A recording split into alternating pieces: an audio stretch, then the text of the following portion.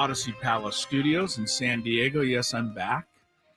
Tony Gwynn Jr. is broadcasting the final spring training game of the year for the Padres. 30th and final game of spring training. And he'll be heading back home once that game is over. So unless Skraby's going to hook him up on a Zoom call while he's driving, probably won't hear from Tony today. I should actually make him stop at like some random restaurant stop in like Gila Bend or something. Have him get out at the Love's truck stop there in Gila Bend and do a couple of hours of the show. Yeah, that would be great. I actually think he's flying. So with the team. Oh, he gets to fly with the team. Yeah, the team comes back right after so the game. You and I, we're chopped liver. Yeah, we are chopped liver. We know our place in the world. Hey, you got to fly a Boeing 737-800 over the weekend. So is that good? Yeah, those are new planes, Chris. Not new enough. They did not have Wi-Fi. And please explain to me how you can have a airplane charter in 2025 with no Wi-Fi of any kind. Well, because you pay for what you get, I guess. I guess so. But I mean, if you're going to make a new plane, you said it's a brand new plane and the whole thing, you put Wi-Fi in automatically. No, don't you? that's not true because that's expensive. All right. Padres final game of the spring. They're leading the Mariners 6-5 right now. This game is in the middle of the sixth inning. It has not been a great day, or was not a great day for Jeremiah Estrada. Out of the bullpen, a third of an inning, 4 hits and 3 runs. Trent Brooks, who is not going to make the squad, hit a 2-run homer in this game for the Padres. The final roster, though, is set. It is. We're set. 13 guys, and it's all been determined. We're going to go into it in much more detail at the bottom of this hour. Mike Schilt talking about what went into the decisions to go with Brandon Lockridge on the final roster. You know, it's funny. We talked a lot all spring about who was going to get, one of those spots next to Jason Hayward in left field. Yep. And a lot of times when we talked about it, we never even mentioned Brandon Lockridge. We certainly mentioned Tirso Ornelas and Oscar Gonzalez and Connor Joe and everybody else out there, but not a lot of Brandon Lockridge. He got the 13th and final spot. And you know what else was clear beyond that, Skraby, is that the Padres went with guys that have been there and done it before. And I told you, I don't want to say I told you so because I didn't know for sure how they were going to break this down. But so often, we as fans get very excited by what we see in spring training. Tirso Ornelas was a great example of that. The guy was raking early on. Oscar Gonzalez never stopped hitting in spring training. But they're not proven like the guys they chose. Yuli Gurriel makes the team. Hit 1 home run, 306 batting average. Not bad. 40 years old. Don't think a lot of people thought he was going to necessarily make it. He was signed as a non-roster player. How about Iglesias? Now, we couldn't have predicted him because we didn't even know he was going to get signed. But once he did get signed, we kind of predicted it. And ultimately, that was the end for Tyler Wade.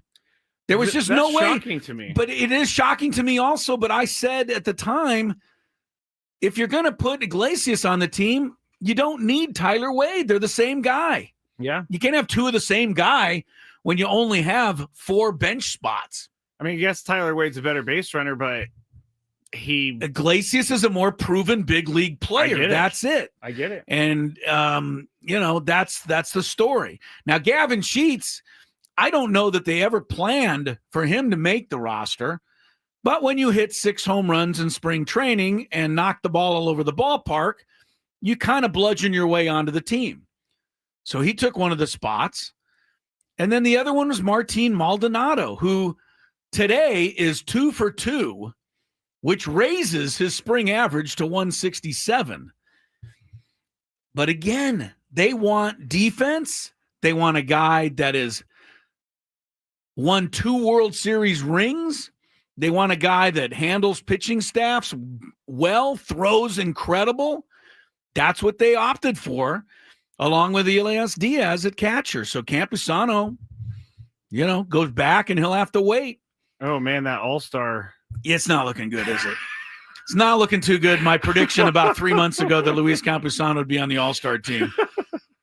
I'm not laughing at you. It's laughable. It is at this point. So. I appreciate you going out on a limb, though. Can you get on camera too, please? Oh, what happened? I thought I was on camera, and then it's okay. I looked back up, and Susie says Tyler Wade hit 136. He's not going to beat the Dodgers. I don't think Yuli Gurriel is going to beat the Dodgers either. So. Well, look, the thing with Tyler Wade was that he would have made this team without question. They signed him with the idea of making the team, $1 million contract. 100%. But when Iglesias became available and they signed him, that was kind of curtains for Tyler Wade. There was just no way to have two of the same player.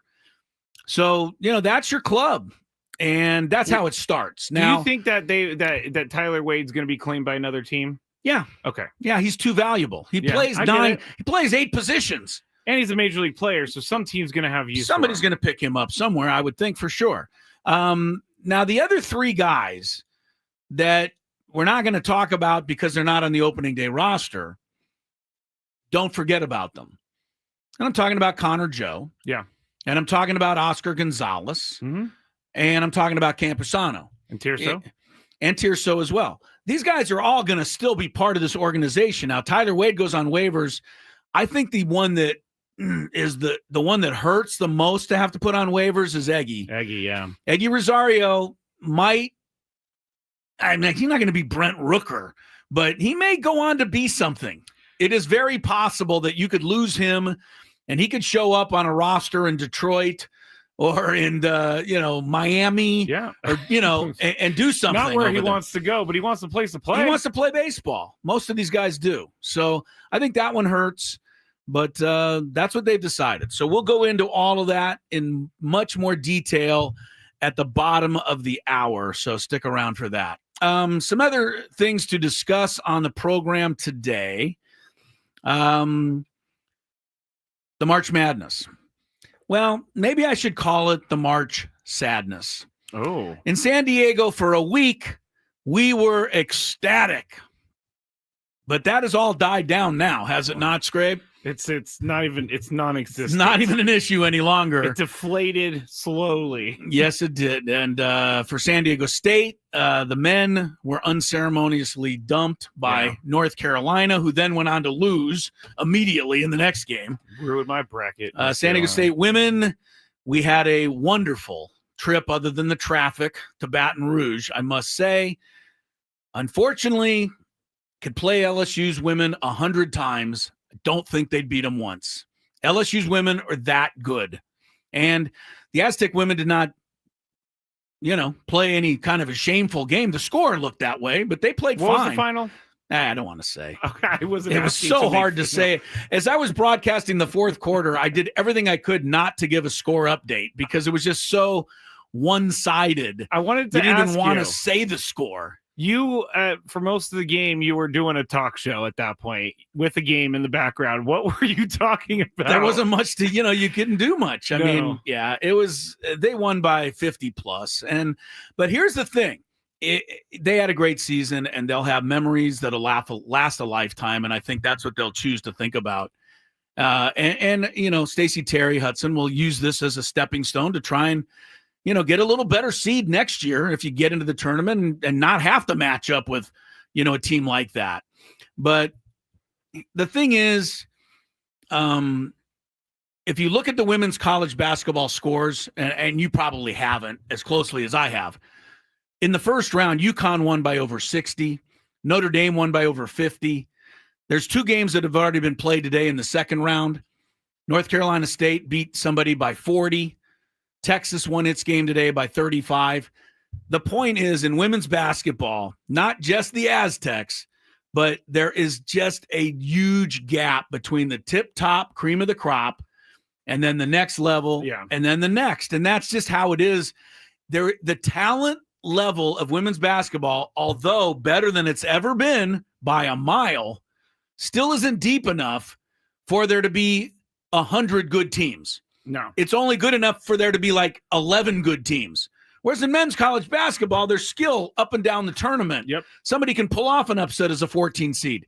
Do you know that in the women's tournament, in the history of the women's tournament, no 14 seed has ever beaten a 3 seed?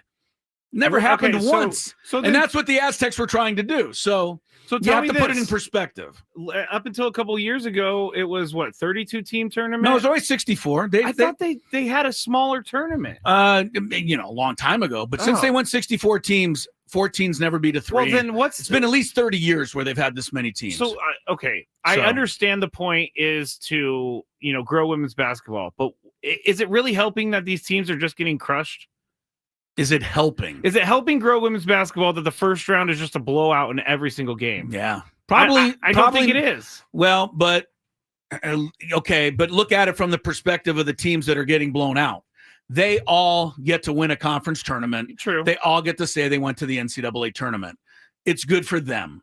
As far as the overall sport, you're right. The first round, first couple of my camera's not working. Okay, we'll figure it out. It keeps going off. I'm not trying to. It's okay. Be a problem. I'll figure it out in the break over here. No, you're not. On the other side, we'll get back to the Aztecs, but UCSD's men played a hell of a game and lost, unfortunately, to Michigan. I thought the refs did not do them any favors, fouling Tate Jones out in the fourth foul, fifth foul. Both were chintzy calls. Questionable. Yeah, they were. They didn't need to be called. And he fouls out with a ton of time remaining. So anyway, the March Sadness for San Diego. This is brutal. It is brutal. It was kind of sad. We got all 4 teams in and none of them were able to win. And UCSD men, give them credit. Oh yeah. They were the ones that were right there. They were the ones that gave us something to cheer about at least. Yeah, for sure. I agree. We'll talk about the rest of March Madness down to the Sweet 16. Also some college coaching news. And we have to get to a few other things that happened over the weekend. I'll talk more about that when we come back because it's important. Stick around. Underway, Gwynn and Chris for a Monday on San Diego's #1 sports talk station, 97.3 The Fan. This next song.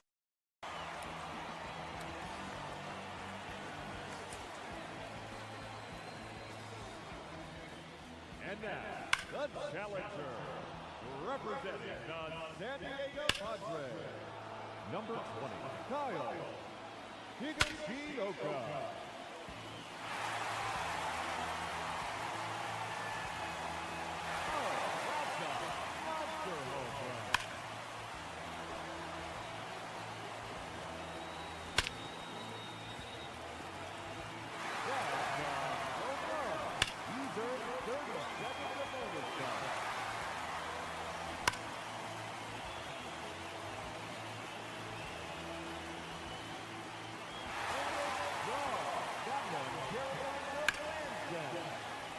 Just 1 minute remaining. 4 in a row now. It's out of here. That one up into the monster seat.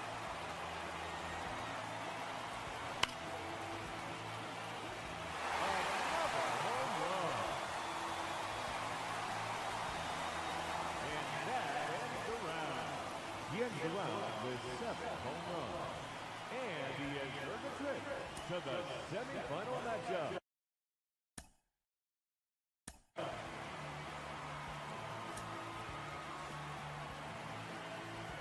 Now the challenger in this semifinal matchup, number 20, Kyle Higashioka. No doubt about that one.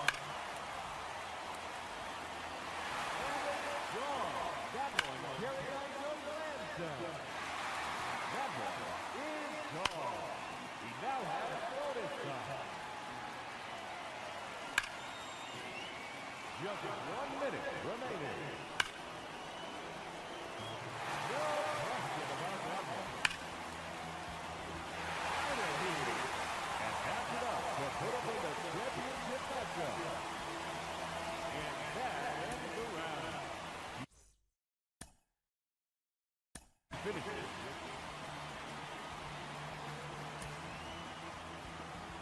Let's see what he can do. And now, the challenger in this championship round, Kyle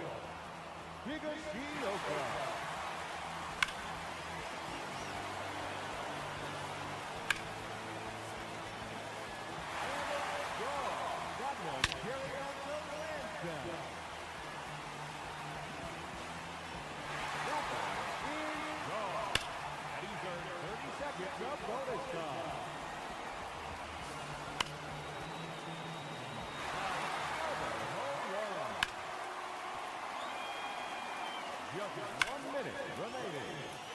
That draw off the right pole. There's a home run.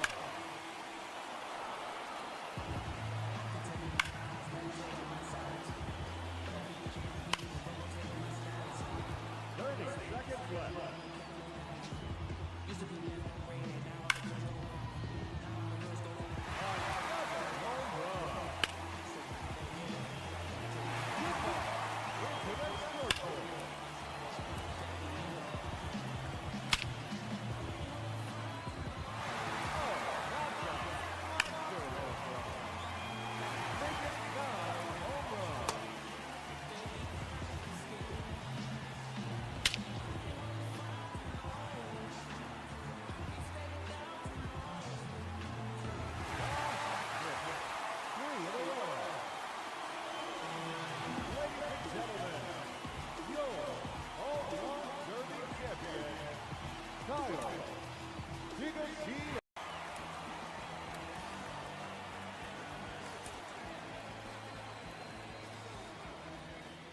And now, the challenger, representing the San Diego Padres, number 20, Kyle Higashioka.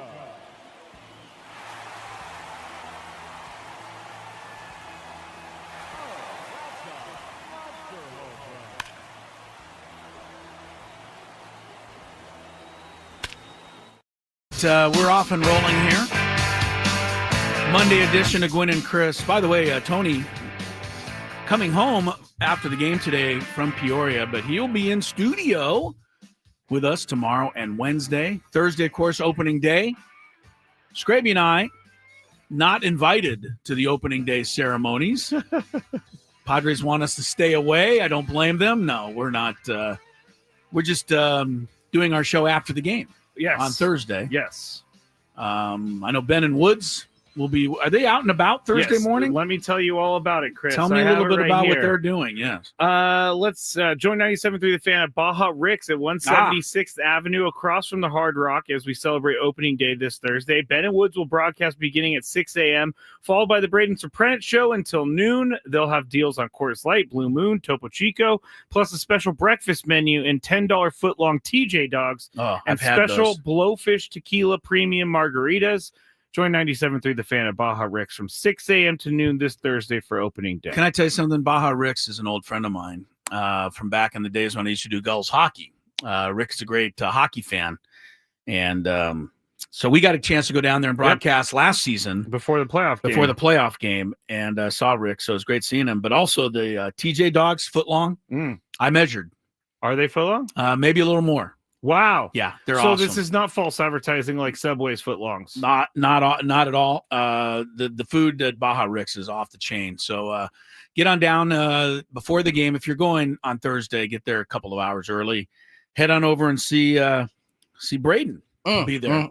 Or Tony, who will actually be up in the press box. He's not going to be there. And have nothing to do with the broadcast. Skraby and I will be on after the game Thursday. Friday, regular show with a night game Friday night. And then Saturday, Skraby, we're out, you and I, getting out there before the game on Saturday at Tom's. Yes, I'm sorry. I'm trying to confirm some bad news for us. Don't tell me right now. Wait, just this happened? Yeah, 11 minutes ago. 11 minutes ago. Yes. So I'm stopping down the show right now? You're going to want to. Magoon Guath has entered the transfer portal. Oh, yeah. That's not what we wanted. No. Not great news. Yeah. But not surprising news. He said he's expected to test the NBA draft waters, but if he returns to college, it will certainly not be at San Diego State. He joins Nick Boyd, who did the same on Friday. We knew this was happening. We knew this was coming. It still doesn't make it any better. Doesn't make it any easier. Yeah. I mean, look, the only thing you can hope on with the Aztecs is that they always get great players coming to San Diego State. Yeah. But yeah, I mean, this is what we expected all along. And the transfer portal, before everybody. Do you want to know how much Dutcher is saying he'll make? Oh, how much Guath will make? Yeah, sure. He's saying that Guath is probably going to, Dutcher said this, he's probably going to command, quote, in excess of $1 million, maybe as high as 1.5 or 1.7. Yeah. The way the market's trending. Yeah. Well, he gets paid $350,000. Yeah. At San Diego State. Yeah. Which is not bad. No. That's a pretty good salary for a college freshman. Yeah. Yeah. But before we all bemoan what these players do, and before we bemoan the system and how whacked out it is, first of all, I agree. But it's not just the players. I just want everybody to get that. The Colorado State coach, Nico Medved, this morning agreed to become the head coach of Minnesota, which is, I'm sure, a huge pay jump, et cetera. Sure it is. And the funny thing to me there is that Colorado State just got eliminated yesterday from the NCAA tournament. They did not work out an entire contract package overnight. Believe me, this has been. They started talking after they lost. I don't think so. I mean, this has been ongoing for a while, I'm sure, behind the scenes, while Nico Medved has been supposed to be focused on his own team, trying to advance in the NCAA tournament. He's been there trying to work out a contract deal to go to Minnesota. And it's not just him. There were other coaches that traded schools today. Yeah. The Drake coach. I think the Drake coach is somewhere. Yeah. He went, I can't remember. I can't even keep up with them all. But my point is the system is not just broken for the kids and the players. It's been broken for the coaches for a long, long time. It has. And for forever. For Nico Medved to be able to just get up. He's under contract to Colorado State. That's his contract's not up. These schools will pay whatever it is to get these guys out of their old contract. Yeah, his contract's not up. He just, now people say, well, Minnesota's his alma mater, similar to Dutcher, by the way. So they both have same ties. Yeah. So better Nico Medved going to Minnesota than Dutcher, of I think course. that's why it's hard to handle it here because our coaching staff at San Diego State doesn't go anywhere. Yeah, because they live in San Diego. Yeah, and Coach Dutcher said this is what he wants to build, and I appreciate that. And I appreciate that too, but not everybody can do this. Makes me mad. It's with all due respect to one of your former college towns, it's a little easier to leave Fort Collins, I would think. What do you mean? That Waffle House is pumping at 2 a.m. It's the whole system is completely woke. It's completely broke. Woke and broke. So, the fact that Magoon Guath is in the transfer portal, it hurts, but this is what college basketball is and college football is. And we all have the choice to not follow it anymore if we don't like it. I'm pretty sure we will. So I'm happy these kids are getting money. Don't get me wrong, but the way it's all going down and how it's all working is crazy. Crazy. Now, according to Mark Ziegler's reporting, last week, Magoon Guath said everything was okay. He was going to be staying with the school, and he said, we'll be back. And now he's entering the transfer portal. Nick Boyd also alluded that he would be back. Nick Boyd said in the press conference after they lost to North Carolina that he was looking forward to running it back next year, and they were going to work their butts off to make sure that never happened again. That's my issue. Yeah. Stop lying to people. Wow. I don't think that they came to you after the game and said, here's a couple $1 million. It takes a lot more to do to process all of these things than it is to just hand them money and have them come play for your school. Well, stop lying to us. The only way around it is to have a really lousy program and not have any good players. Then you won't have to worry about it. But I don't know any other way around it until they're able to somehow fix something that I'm pretty sure is unfixable at this point. Like I'd like somebody to detail a way to go back to where we were or go back and find the happy medium.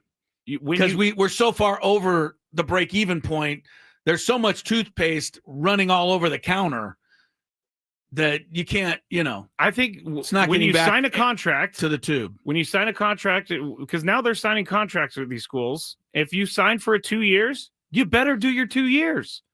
I understand the coach that does bother me too. The coaches being able to leave whenever they want really bothers me as well, because you're supposed to be setting examples as coaches, and that's not setting examples. You're halfway, 1 foot out the door as you're in the tournament. Yeah. And I understand that this is good for them, and I'm happy for Nick Boyd and Magoon-Guath to make money, but not when they are telling me that they're going to be back next year, and 3 days later, they're like, nope, sorry, we're leaving.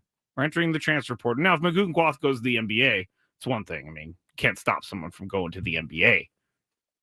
Yeah, it's a bit sobering. I mean, it's kind of sobering because we as fans put our heart and soul into these players, right? We go out and root for them. We buy some of their merchandise. We, live and die with everything they do and say. We go out with the Magoon Squad nickname. We pay, pretty good prices to get into the games to see them play. And we start to get to know them, and then they're gone. And then they're out, making money somewhere else. I don't know. I don't know what you can do. College sports is broke. And that's the bottom line. And we're not the only ones that this is going to happen to. No. Not just San Diego State. No. This is happening everywhere. I mean, what is it? J.T. Toppin, I believe his name is. He's the superstar at Texas Tech who's in the Sweet 16. He was the freshman of the year in the conference last year. For somebody else. Not, but he's gone. In fact, at the end of the season when Magoon-Guath won the freshman of the year, the New Mexico sports writer in Albuquerque tweeted out, "Welcome to Texas Tech."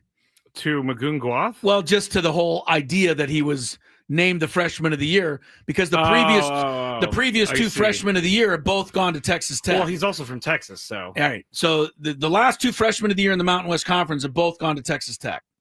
So, and they're both in the Sweet 16, and they're both making millions. I don't want to say anything else at risk for me looking like a dum-dum. It just angers me. It's something that it would definitely anger you, but I gotta believe if you were in their shoes, I would take the money. It would almost impossible not to.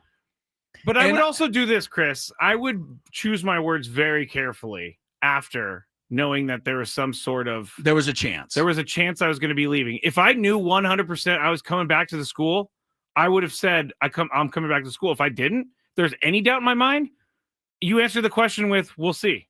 We'll decide that down the line. I just lost this game. Yeah. Well, you're upset over something that is a matter of verbiage. Yeah, I know. I'm upset at nothing. Really. Here's the bottom line with Magoon-Guath, and I don't know the guy, but I don't think that he was just absolutely dying to get out of San Diego because he didn't like it. He was upset. He didn't like the coaching. He didn't like the whole atmosphere here. It's not that. It's just that when somebody comes to you with a bag, you have to at least pay a little attention to it. Anyway. So, that's it's sobering news. It's going to take me a moment here. I need a minute. I need a minute too, Chris. All right. Magoon-Guath hurts much more than Nick Boyd does. They both hurt. They both hurt because you think about where this team potentially could be. After the game, this team's young. They all are playing together. They're going to play great next year. They're going to be a team to deal with next year. Yeah. No, they're not. Look around college basketball this year. Baker Mazzara, Auburn. True. Micah Parrish, Ohio State. Lamont Butler's in the Sweet 16 again for the third year in a row, but he's not in it with the Aztecs. This is how it goes. And I believe in Dutcher and the staff that they'll go out and replace these guys, and San Diego State will be relevant again next year. But I get it. It's a lot of work. It is a lot of work. And also it's like those coaches and coaching staff spent years trying to get Magoon-Guath to this school and years forming a relationship with them. But they understand how it works. They do. And they say that. And to their credit. Guaranteed Dutcher's not feeling sorry for himself right now. He understands exactly how this goes. And he said that. All right. When we come back, Padres are down to their 13 players There's still a couple of spots open on the pitching staff, up for grabs, I should say. The injury to Yu Darvish and Waldron, et cetera.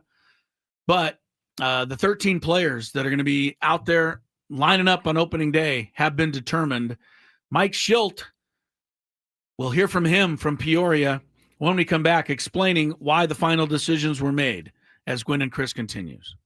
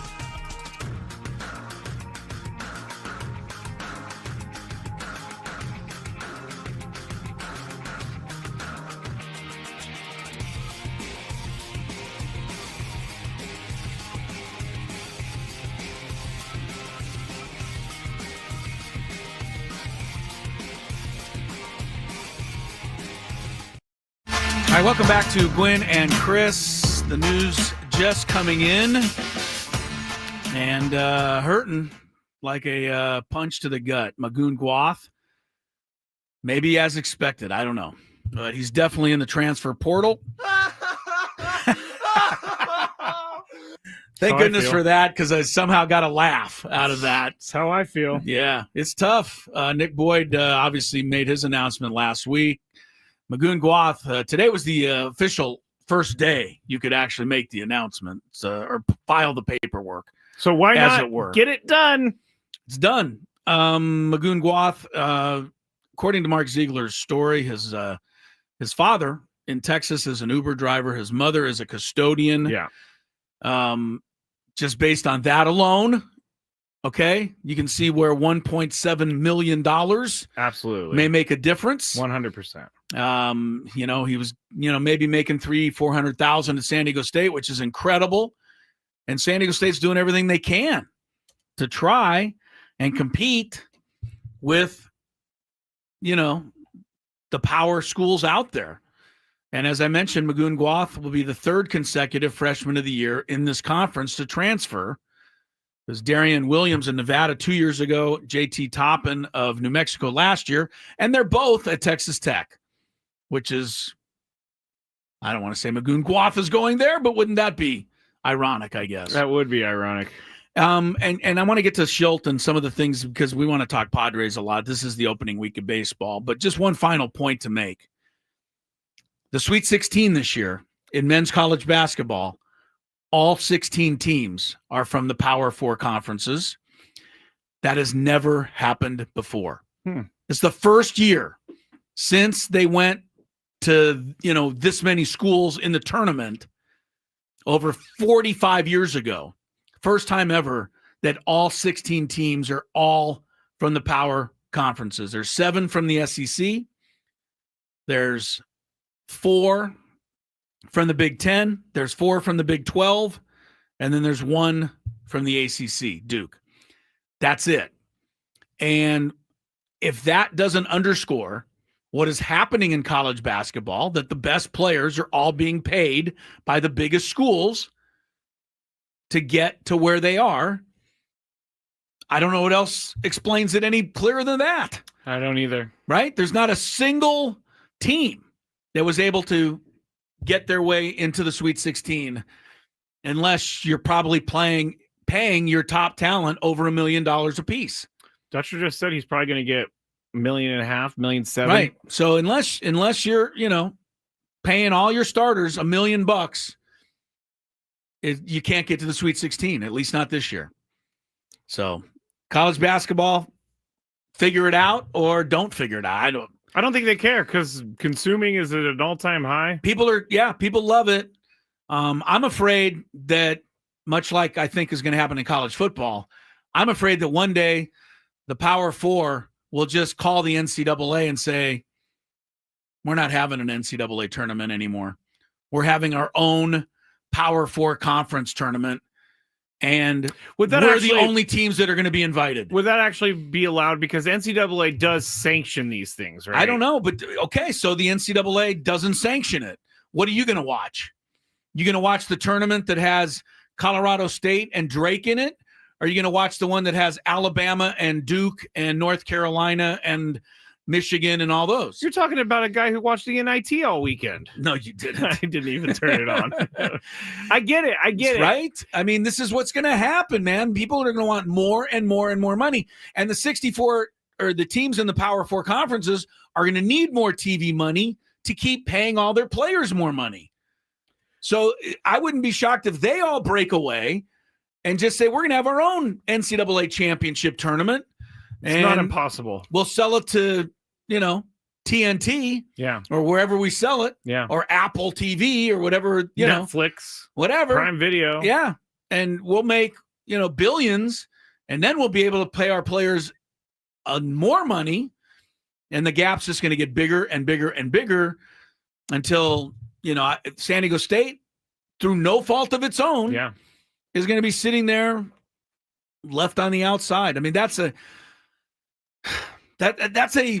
going down the rabbit hole type of, But that's where I'm going, Chris. Yeah, that's where I'm headed right now. I think it's very possible, unfortunately. So everything is done, and we know this. Everything is done in the name of money. If you can make more money, it doesn't matter about what you need to do to make that money. You will do that, including maybe even lose fans. They don't care. TV Dan Levitard, we talked about this on Friday. Right. If you make enough money from TV contract, you don't need fans. No, you don't even need fans because you're getting paid for the TV. Yeah. You don't need ticket sales. What's that $40 going to do when you're making $1.5 billion for a TV contract? All right, let's table that for the moment. And let's move on to a sport where everything is perfect.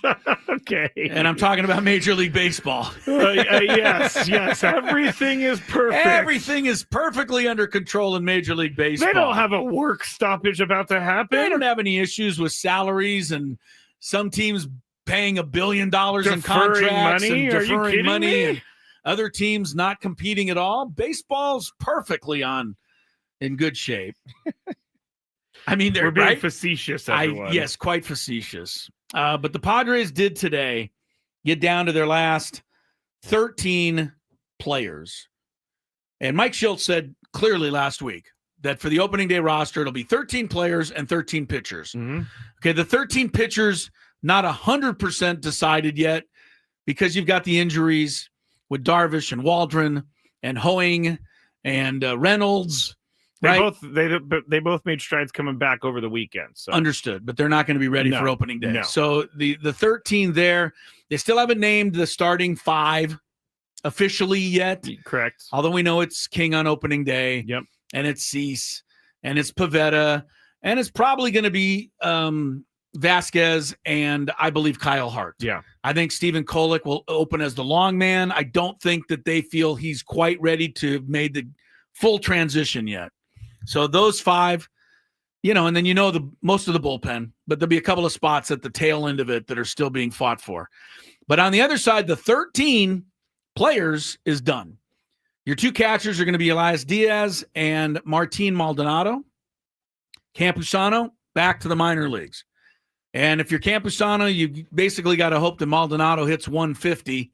Yeah. And they just can't keep that in the lineup. AC's article basically said that they're expecting him not to hit Maldonado. If he can hit around the 200 range, they're good. If he hits 200 and hits 8 home runs, he'll stay on the team all year. Yeah.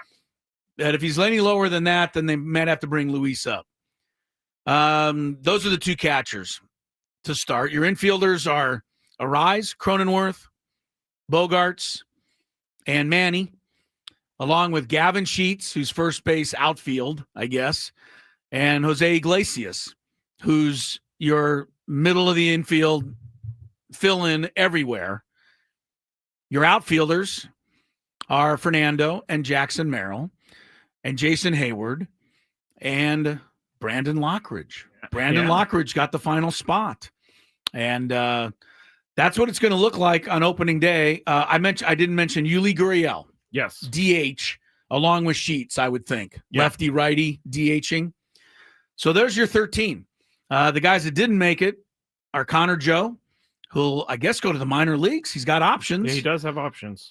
We mentioned Campusano, Oscar Gonzalez, Tirso Ornelas. They're all going to the minors.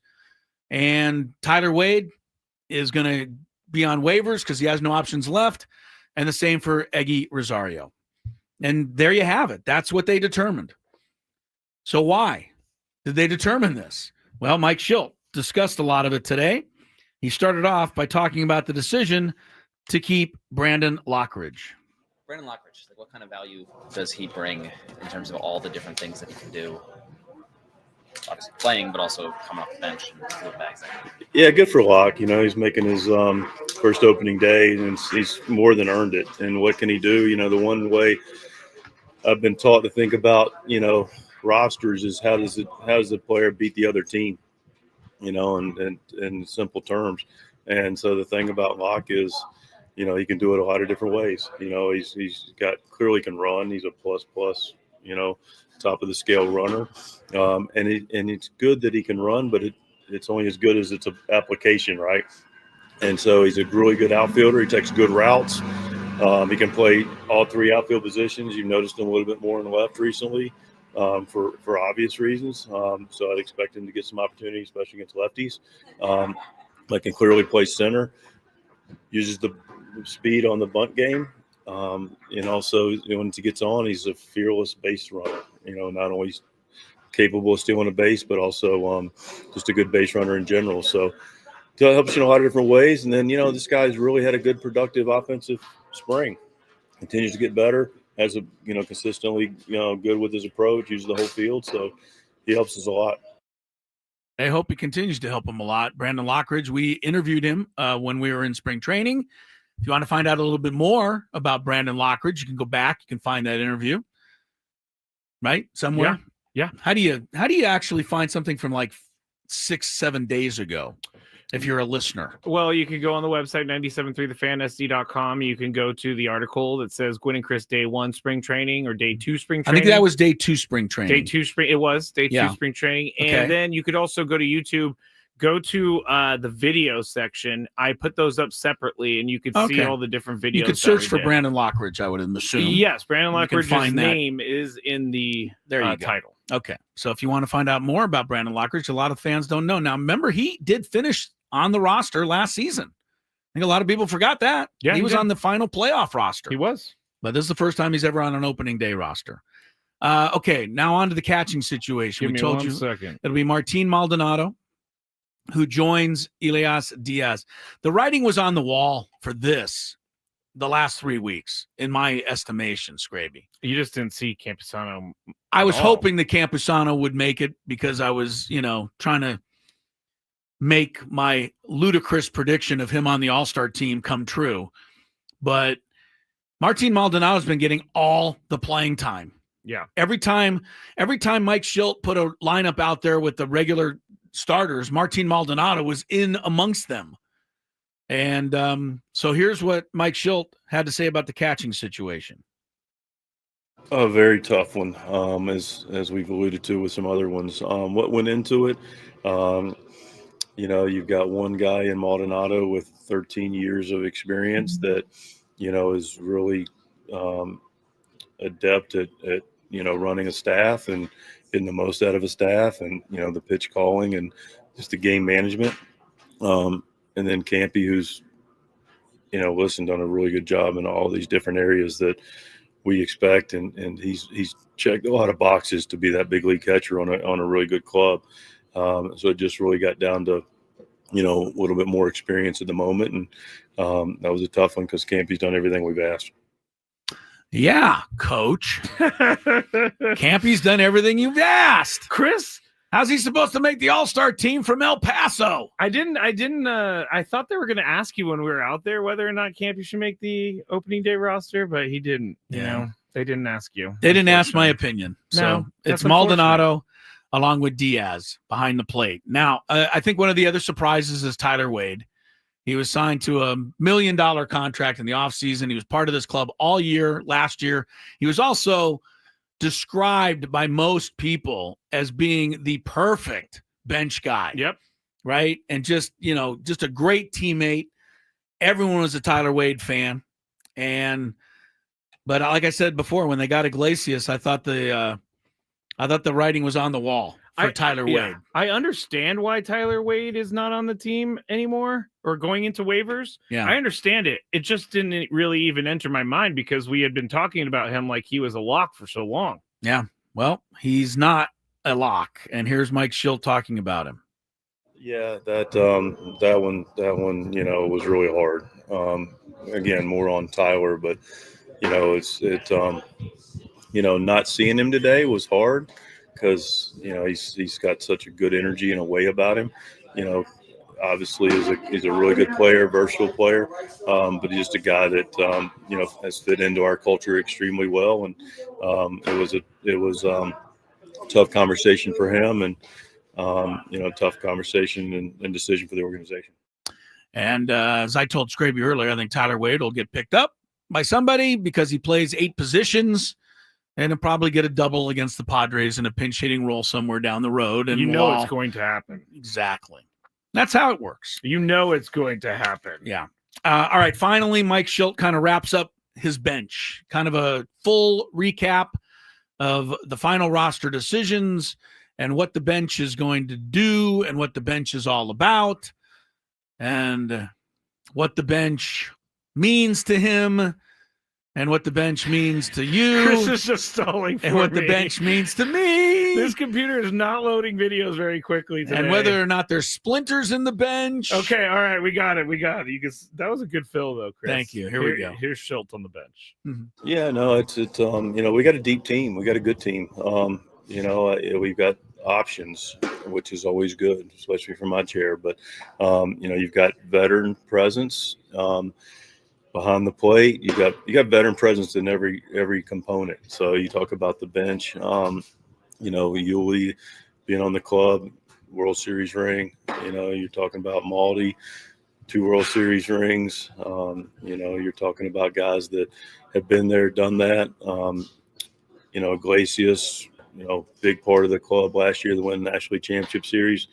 Veteran guy, play all over the field, super high baseball IQ like the other 2. So we have a really smart and diverse group. And that's what they went with. That is just what they went with. Yep.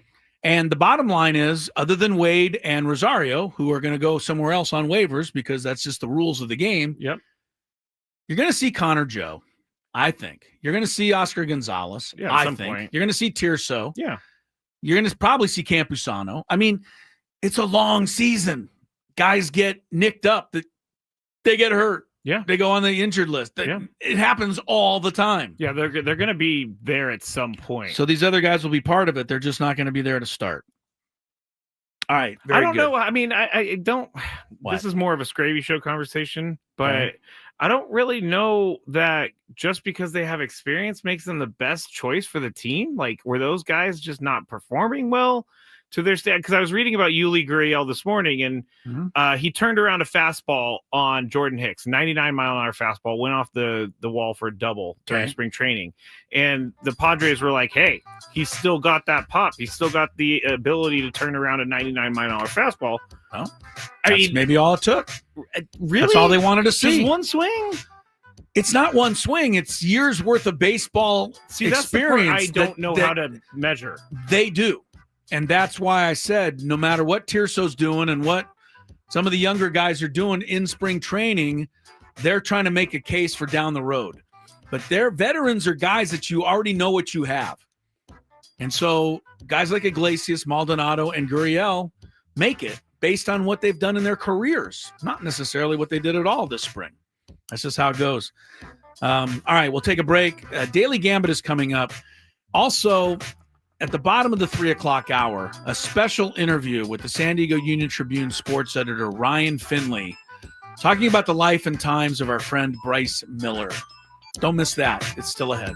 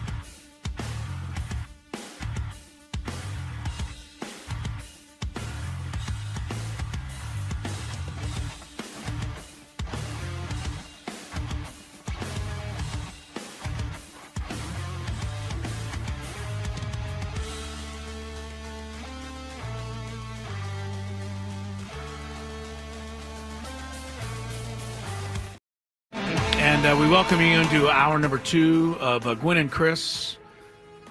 Chris Ello, Matt Skraby, together in our Odyssey Palace studios. Tony Gwynn Jr. finishing up spring training with the Padres.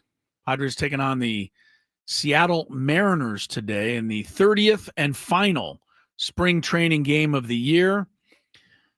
The Padres are down 7-6.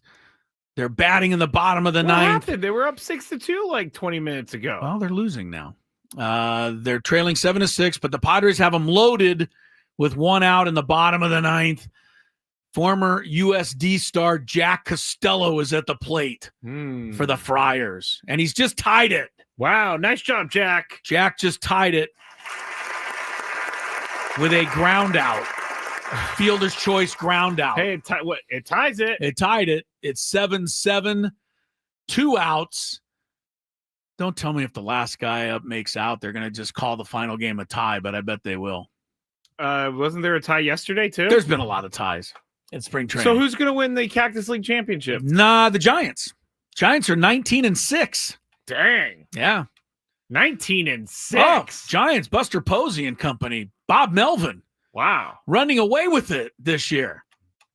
You know what? In this case, I'll say it's a bad sign for them. Give them the Cactus League trophy. All right. So anyway, Tony will be flying home with the team right after the game, but he'll be in studio with us tomorrow and Wednesday. Then Thursday, it's opening day. Ben and Woods, Braden Surprenant, both broadcasting live from down at Rick's Baja Cantina there, right next to the stadium. And then in the gas lamp, Skraby and I will be on after the game, opening day. We'll break it all down. We'll have the insight for you. I'll actually step aside and let Skraby give you all the opening day insight. Okay, great. Because he's now a baseball guy. He knows his game. Show. Post-game show. Yeah, First we'll be one on of the year. First one, Thursday night. Friday will be a normal show before the night game. Then Saturday, I was talking about this earlier, and we got rudely interrupted by the Magoon Guath news. Yeah, Magoon. Magoon. You just joined us. Magoon Guath is no longer an Aztec. You are making me laugh. I like that. That's what I do, Chris. He's in the transfer portal officially. But yes, Saturday, you and I will be broadcasting down at Tom's in the gas lamp. Yes, you could join us, as Chris said, this Saturday as we broadcast live at Tom's Watch Bar on 8th and J from 10 a.m. to 3:15 p.m. for the East Village Block Party. Ben and Woods are going to hit the air at 10 a.m., followed by the Braden Surprenant Show, and then Gwynn and Chris. I think I'm going to be with Chris on that one. Tony is going to be at the stadium, but we'll be there. Check out all the baseball action while enjoying Blue Moon and Coors Light, along with delicious food like Tom's famous prime rib dip sandwich. That sounds good. That's this Saturday at Tom's Watch Bar on 8th and J Street, brought to you by Blue Moon. Blue Moon Brewing Company, Golden, Colorado. Celebrate responsibly. All right. We'll see you Saturday then out there. And by the way, thanks to everybody who came out Friday to hang out with Skraby at Dave & Buster's. Oh, you had a nice, lively turnout there. Yeah. I got a whole speech for the Skrabinators on the Skraby show because that was incredible. I asked people to show up to keep me company, and they didn't just show up. They showed. They showed out. They showed up and showed out. Yeah. Good job by all the Skrabinators and all the Seriously. fans that came out to see Skraby on Friday at Dave & Buster's. That was awesome. Beyond awesome. Yes. Padres did finish their final spring game in a tie. 7-7 with the Mariners. So spring training kaput. It's over. It's all over. Thank goodness. Yeah, kind of. I hate I'm to so say. over spring It was training. exciting like on, February 28th when they had the first spring game, but then I was over it by February 29th, which didn't exist actually. Was there a February 29th this year? I don't know. I don't remember either. Mets and Yankees finished their spring in a tie today as well. So we're not alone. All right, going to get into some Daily Gambit stuff here. And again, we're going to have Ryan Finley on at the bottom of the hour. I think most people in the sports world now have heard the awful news of the passing of our friend Bryce Miller. And I want to talk about him myself a little later in the show when we have a little more time. You and I kind of sensed from our meeting that we had a couple of weeks ago with Ryan Finley at the the SDFC match, that it was, going downhill, unfortunately, rapidly for Bryce Miller. But still, to get the final word Saturday night, it just breaks everybody's heart in our business. And I'm pretty sure that whether you know it or not, Bryce Miller touched you in some way out there. Yeah. All you had to do is read one column to be touched, or listen to one Bryce Miller interview on this show or many others. Yeah. Such a tremendous guy. 56, far too early. 56? Yeah, I didn't know the age. Passed away. I wasn't sure. Yeah, cancer. 56, Saturday wow. night. I found out when I got back to my hotel room after the game Saturday night. And I will say, Skraby, among other things, it put losing a basketball game into proper perspective. Yeah, I must tell you. Always does. But Ryan Finley, the sports editor of the paper, will join us in about a half an hour. I hope you'll tune in or stay tuned in for that, because we will definitely honor Bryce Miller. All right, let's get to some daily gambit stuff, such as it were, Skrabe. Do you like money? I think about money a lot. Do you like money without doing anything? Winning. Do you want to make money while watching sports? I think Washington is immortal luck. Washington! Woohoo! If you answered yes, this is your segment. Just don't blame us when you lose. Nothing is ever your fault. It's your game. Take it. Gwynn and Chris go through the top bets of the day in The Daily Gambit on 97.3 The Fan. Daily Gambit is our daily sports betting segment here on Gwynn and Chris. Please, everybody, gamble responsibly. Now, we do have the 97.3 Tournament Challenge. I, again, appreciate everybody who signed up for that. We had over 75, Chris. I think there was a barrier to entry in the sign-up. I need to go back to the drawing board again. In terms of getting people involved. People had to jump through some hoops just to sign up. One hoop, and I understand that the hoop wasn't difficult, but I understand why it was confusing. So we're going to have to go back to the drawing board. Well, the only thing I'm happy about, the fact that the number was lower than we wanted, 75 or so. That's pretty good. Is that 75 is the lowest I can finish. So, well, because I'm heading in that direction based on my usual bracket picks. My bracket started out, I got to say, pretty good through the first 2 days, and then teams started to lose like crazy. Like UNC lost and St. John's lost, and they were both going deep in my bracket. But here's how the standings shook out through the first two rounds. I am tied for 21st right now. Okay. Tony is tied for 28th. Chris is tied for 45th. I'm tied for 45th. That's better than being alone in 45th. I have company. And it's hard for me to say this. Braden Soprenet leads us all. He's leading. He's leading us all. My goodness. Everybody. It's only the first weekend, Skraby. I know, but there's a writer, Courtney Cronin. She's sometimes on Around the Horn. I've seen her picks. She's like 99.9%. She's only missed one game so far. Her picks are awesome. She's only missed one game in the entire bracket, I think, so far. Insane. Yeah, I looked at her bracket yesterday in awe and in major jealousy. Yeah. Like, how does one do that? Raymond said 4th place, baby. Congrats, Raymond. Good for you, Raymond. All right. Well, we'll keep that going. Yeah. All right. Here's what we got for tonight. LSU women, after disposing of the Aztecs, are in action as we speak against Florida State, but they just started, Skraby, so it's not too early to bet on this one for us. They would not allow this. No, this is not a regular bet. No, in normal betting areas, but we'll allow it. LSU is favored by 10.5 over Florida State in their second round game. It's like early in the game, it's 7-6 right now. LSU is going to win by 30, unless I just don't understand basketball, because I watched Florida State play the other night before our game, and they're quite good. But LSU is insane. So I expect LSU to pull away. Yeah, I do too. I've been watching Florida State take shots. They've been taking some really bad shots. That's because LSU makes you do that. Okay, it's not because they don't want to take bad shots. UConn, the Lady Huskies are 29.5 a little later in their second round match against SDSU. That'd be South Dakota State. I was Correct. like, wait a second. Yeah. No, they did not let the Aztecs back in the tournament and place them against UConn. 29.5. This is a second-round NCAA tournament game, and this talks about what you said, the gap between the greats and the have-nots. I mean, South Dakota State. South Dakota State, I think, only lost 1 or 2 games the whole year. But who are they playing? Not UConn. North Dakota? Maybe. Sorry to all the Dakotans out there. Yeah, you just ripped on everybody. From Well, my Dakota. family, I have family in Fargo, so I'm allowed to do it. All right. Who do you like here? I'm going to go UConn. I'm going to go UConn also. I'm sorry, South Dakota State. Lakers are 4.5 over Orlando in Orlando. And where is Tony Gwynn Jr.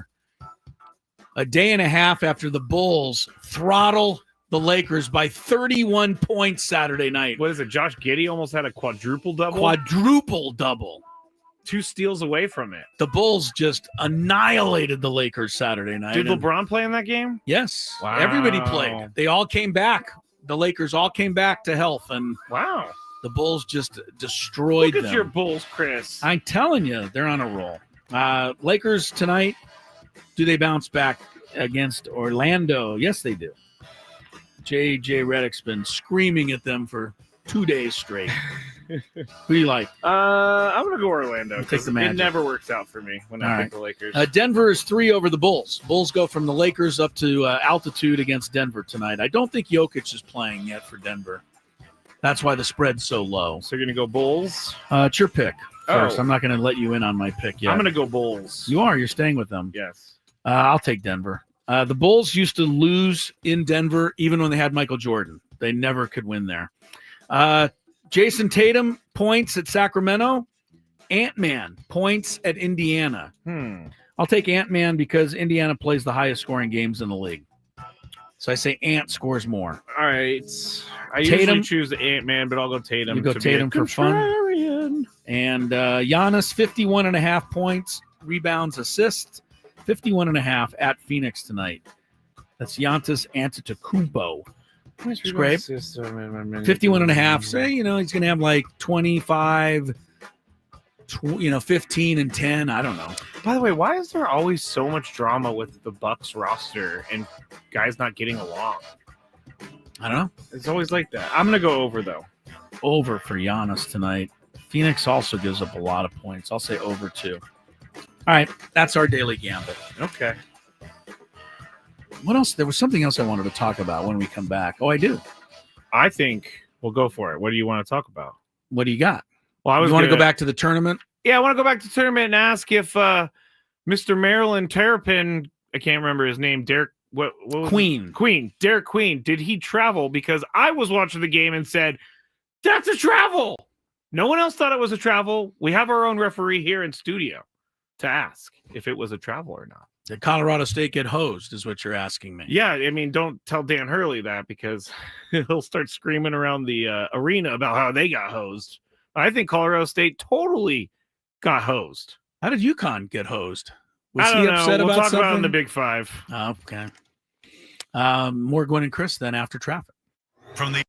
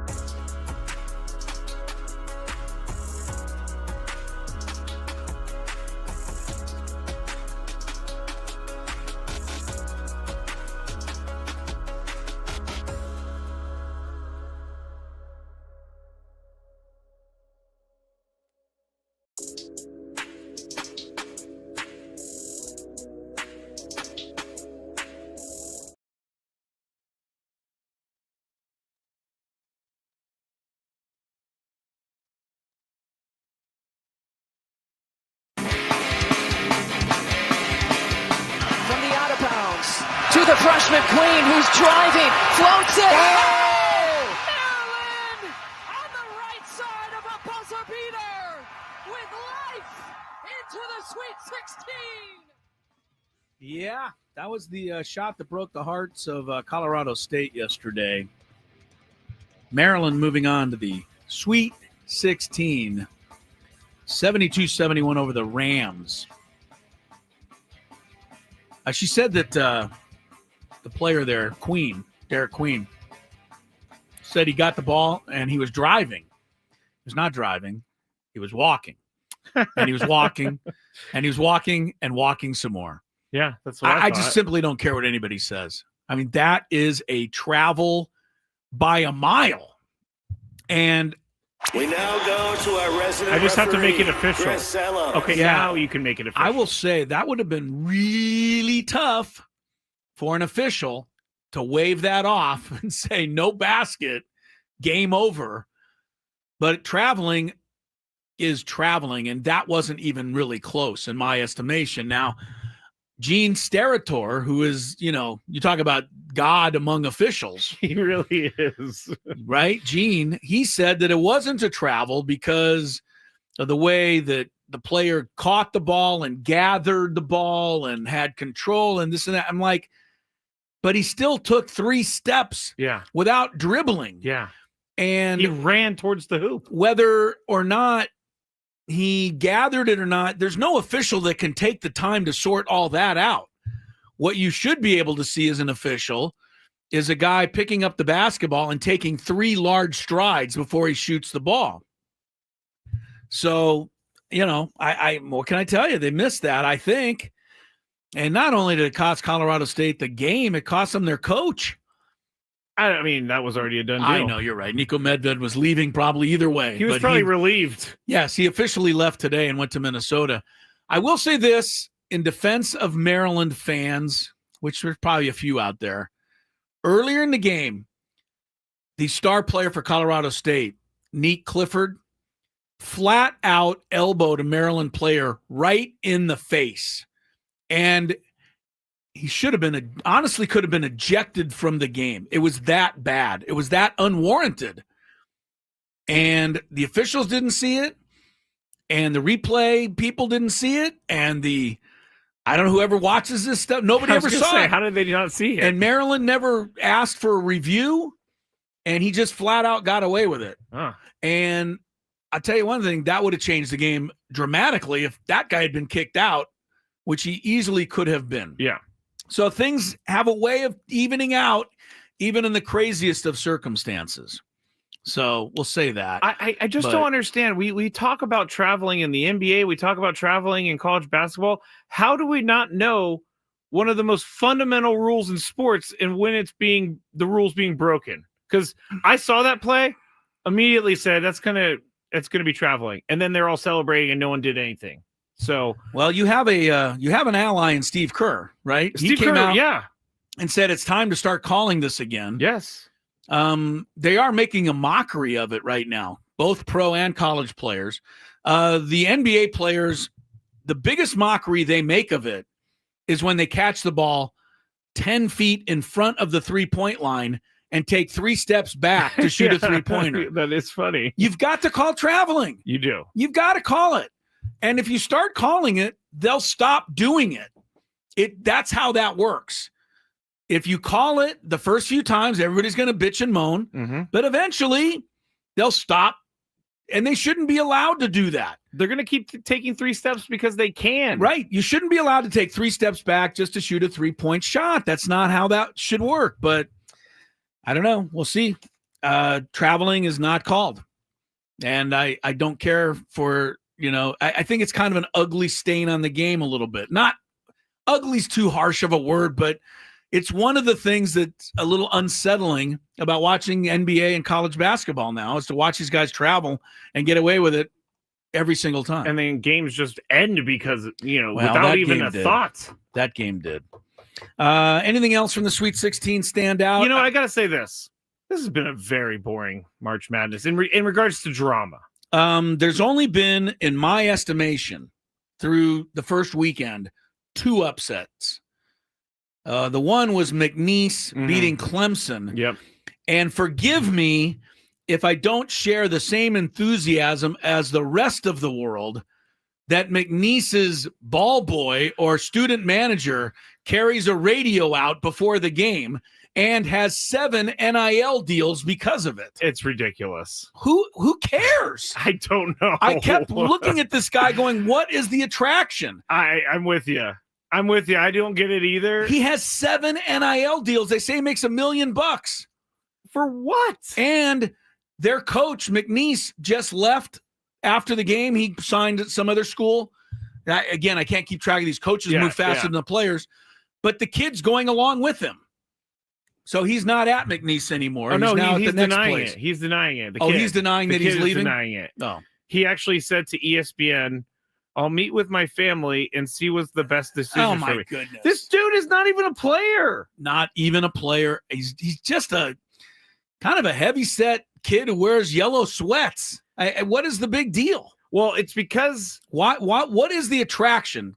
Can you explain? I mean, there's a lot of heavy-set kids that are student managers. You know what? I'm a heavy-set kid that could have. I'll take $1 million if you want to give it to me. Yeah. So that was the one upset, and the other upset was the Sauce beating St. John's.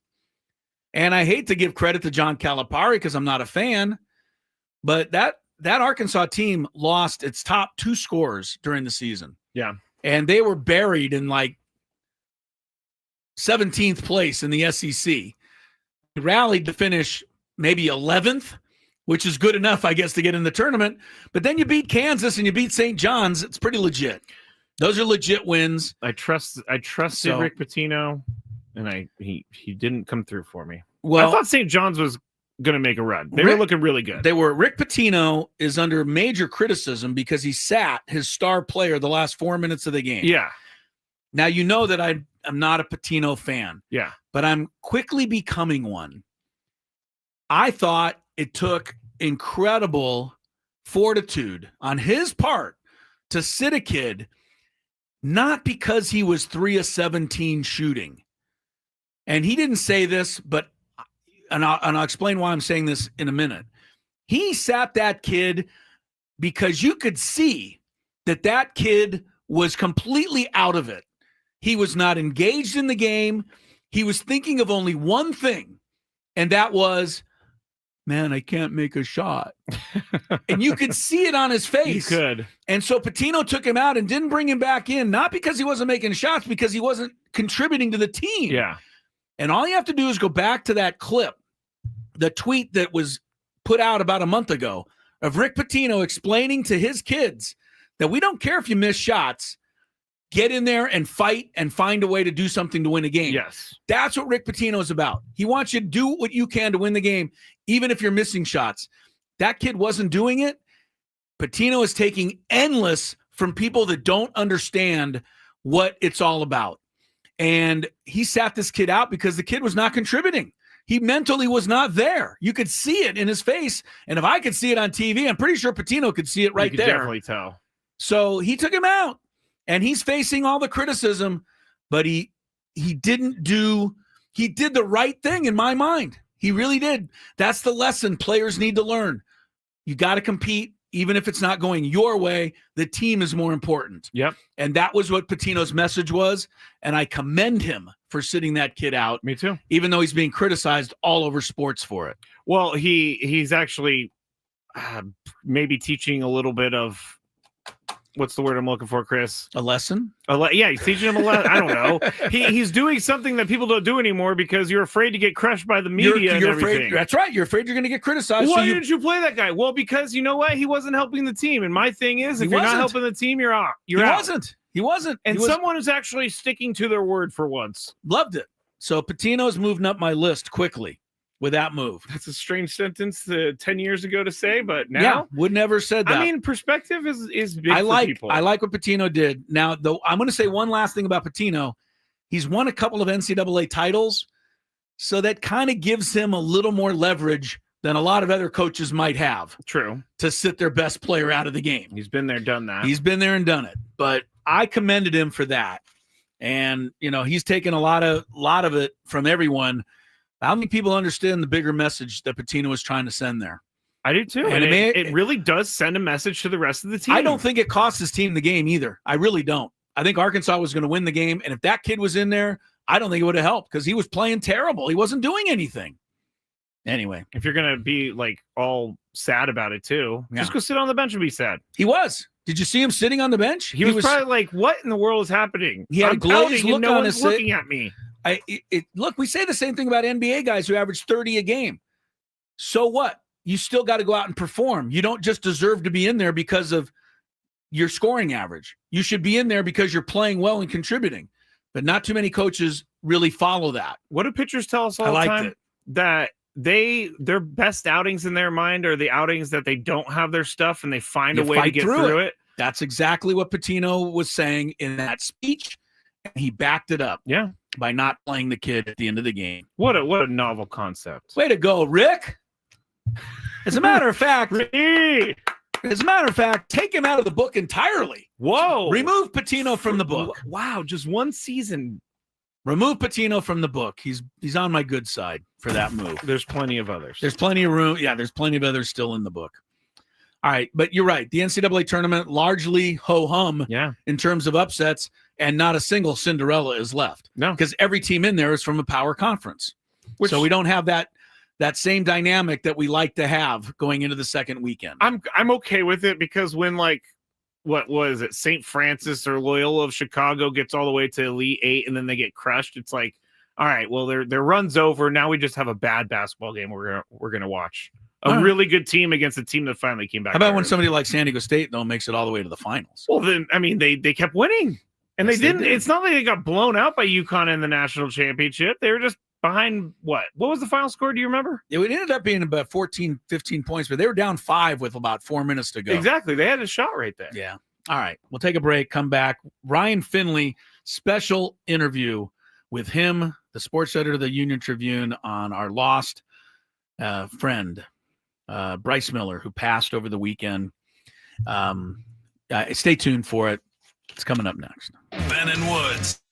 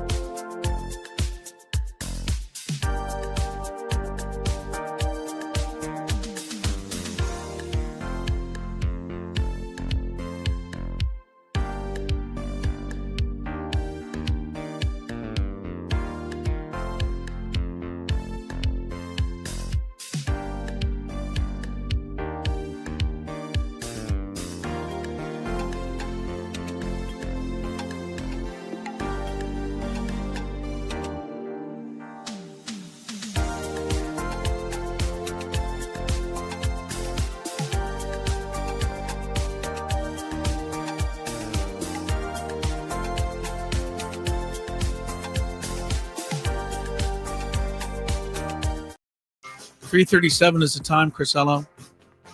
Tony Gwynn Jr. working his way back from Peoria. Padres finished up spring training today.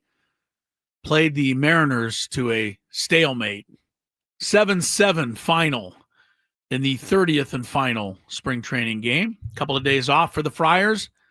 And then it gets real. Thursday against the Atlanta Braves. Opening day right here on 97.3 The Fan. First pitch just after 1 o'clock. And make sure on your way home after opening day, Skraby and I will be on to break it all down for you. After Sammy Lev. After Sammy Lev breaks it down first. Yep. We have the post-game show coming your way on Thursday. Pretty excited about the start of the baseball season, although the Padres begin play already a game back of the Dodgers in the NL West. Speaking of the Dodgers, did you hear this news about Mookie Betts? Yeah, he's really sick. Starting to get a little concerning, I must say. There was a bad virus that went around baseball here in spring training, at least in the Arizona camps. Because I know some of the, I almost said 49ers, some of the Padres out there had it pretty bad. They did. Betts said he feels okay, but he can't eat. So that's the problem. That's the definite problem. I don't know what I would do. He's lost 15 pounds, maybe 25. He doesn't have weight to lose. He was 175 before. They say he's about 150 right now. Oh. Yeah, so it's a little concerning. Mookie Betts, we'll see. He didn't play in either of the 2 games in the Tokyo Dome and is still recovering.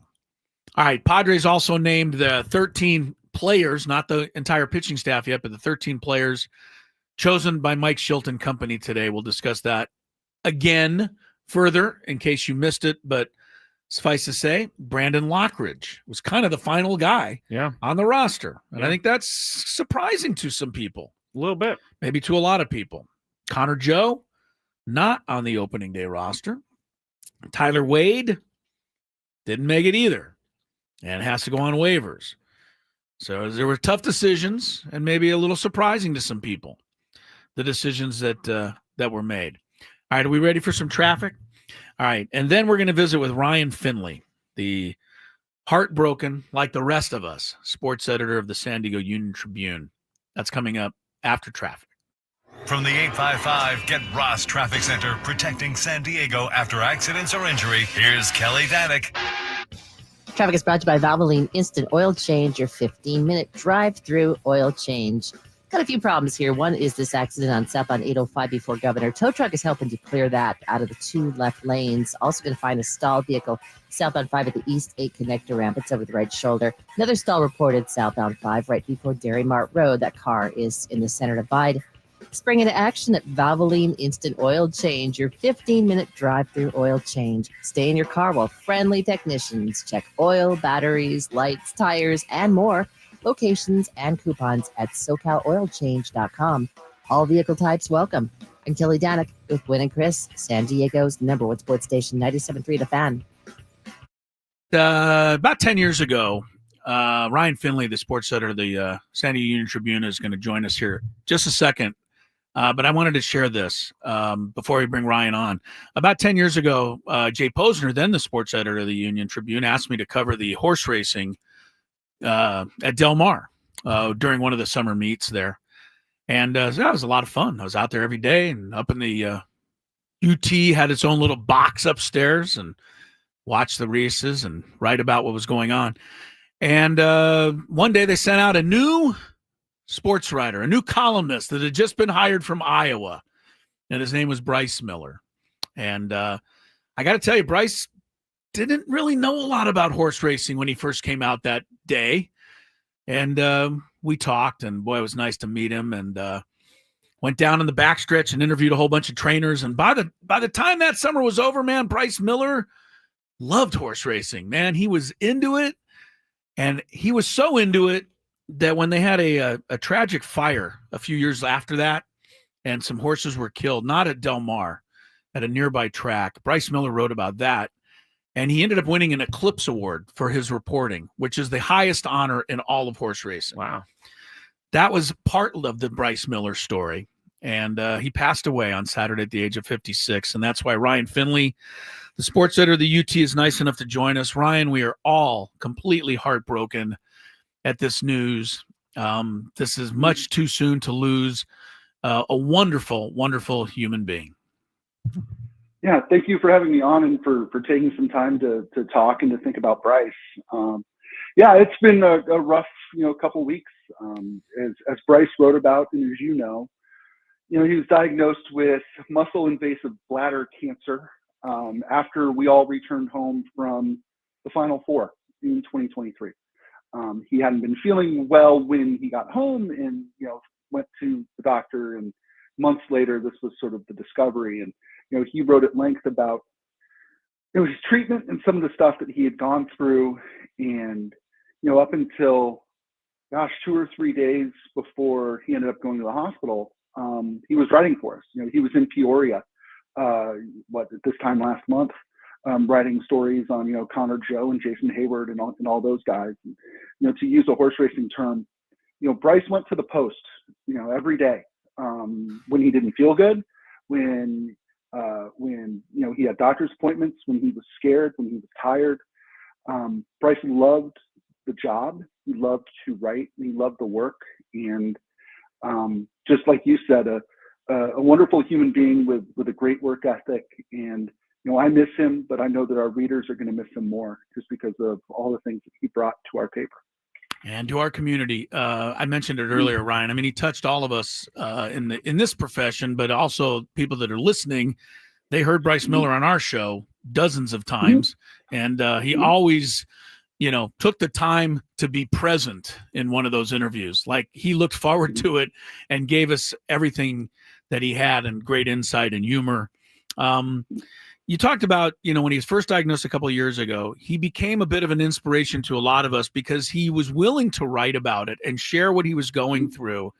And I've always felt that unselfishness in somebody can go a long way helping somebody else out there who might feel lonely going through the same thing, or might feel like they're scared, or they don't feel like they have anybody in their corner. And I thought that was one of his great gifts the last couple of years, that he shared what was happening with him with the rest of us. Right. Well, and you know why he did that? It was because in his reporting and in his writing for years and years, he would talk to all these other people about what got them through and about the courage that they had. And he wrote about this. He drew on that when he was diagnosed with cancer that he knew was, at the very least going to be a very serious cancer. He drew inspiration from, he talked about going to see Meb in Eritrea, about Bruce Bochy with the things that he had gone through, with other, sort of inspirational figures from throughout San Diego. He drew on them and on their stories, when he needed to sort of get his nerve up for a treatment or a procedure that wasn't going to be particularly fun. And so, I think that he felt that he owed it to other people in our community to write about what he had been going through and, how he kept going. And, I'll say this as somebody who talked to Bryce, just about every day he was working when he went through his treatment. He would tell you all about it if you asked, and, he'd tell you about the science and everything else. But, he tried so hard not to let it define him. He was a world traveler. Even when he was sick and undergoing treatment, he had so many interests outside of San Diego and outside of sports, and he could still be a fan. One of the things that I really like about him, and it's hard because I keep referring to him in present tense. One of the things I like about him was, he asked for a couple days off on the weekend because he wanted to go see Caitlin Clark play in LA. If he was from Iowa, she went to Iowa. He didn't want to go write a story on her. He didn't want to go sit courtside and try to come up with how this affects San Diego. He just wanted to go watch her so he could say he did, because he was a fan. And, he had a little bit of that wonder still that I think in sports writing, unfortunately, kind of gets, pounded out of us over the years. He was able to step back and appreciate cool things. He used the word cool a lot. When we were at the Final Four, it was the first time I had spent a lot of time with him. I can't tell you how many times we looked at each other from, center court of the Dome in Houston, the NRG Arena or whatever it was, the Dome there, and being like, God, this is cool, And he never lost that sense of what he got to do for a living was really fun and really cool. Definitely. We're talking to Ryan Finley, San Diego Union Tribune here on 97.3 The Fan about Bryce Miller. He passed away over the weekend. Very sad for a lot of people here in San Diego. But we actually caught up, Ryan, Chris and I did at the SDFC game a couple weeks ago, and you were telling us some of the things. We were just talking about Bryce a little bit, and you were talking about how he was never afraid to go up and ask someone for an interview, and Chris and I both looked at each other and said, well, that's why we're not doing sports writing, because we don't like doing that. But for someone who wants to go into sports writing, how can they emulate what Bryce did to make them a good writer? Like you just intervene. He had story in columns where he would say, oh yes, I was sitting at so-and-so's house and talking for a few hours. Yeah. We're like, who gets invited to people's house to do Bryce interviews? Miller does. The Bryce Miller did, right, Ryan? Yeah. He did, and that's fearless in a way. And it's funny to in the scope of what we're talking about. Fear shouldn't be, hey, I'm afraid to go up and talk to somebody, but it's hard. You guys have been there. I've been there. Not only to be able to go approach somebody and talk to them, but to spend time with them and get to know them and build their trust. It's hard, especially when you're dealing with professional athletes and coaches. It's hard to build the trust of somebody when you're in the media. You're viewed differently by these guys. You're viewed as somebody who could potentially, write something that could cause, a giant pain for them, and Bryce was just always, he said yes. That I think that I included something like that in the obituary that we ran today. He said yes to things. Hey, you want to go fishing? Sure. You want to go hunting? Yes. And he got to know, I think, so many of his best sources. He got to know them, sort of outside the stadiums and the arenas. He and Dick Enberg would go to breakfast. That's what I said to him when I first got to know Bryce. I said, you got to go to breakfast with Dick Enberg 10 times, 12 times, whatever it was. I was like, did you ask him about this and this and this? And, my advice, I guess the lesson that Bryce has taught me too is to always say yes to something new and something different. Bryce's magic, what made him so good at his job, wasn't what he could do from a Padre game or what he could do from the Final Four, as cool as we all thought that was. It was, hey, Bryce, I need something on the San Diego Mojo, for instance. And he'd go out and he found a story that was just amazing, right? He talked to their two new owners and found really something great out of it. Or he would go out to Del Mar and say, I'm going to get there early. I'm going to find something. I'm going to hunt for something. And, those were when we got Bryce's best stories, was when he would just kind of go someplace where no other media person was, go someplace that wasn't part of the scrum, wasn't part of the press conference. And he would just go find things on his own.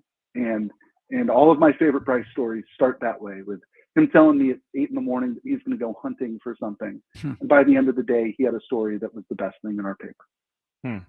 Talking to Ryan Finley, San Diego Union Tribune, about Bryce Miller. And my last thing, I wanted to tell this story to you because not many people know this. I just told Chris for the first time before the show.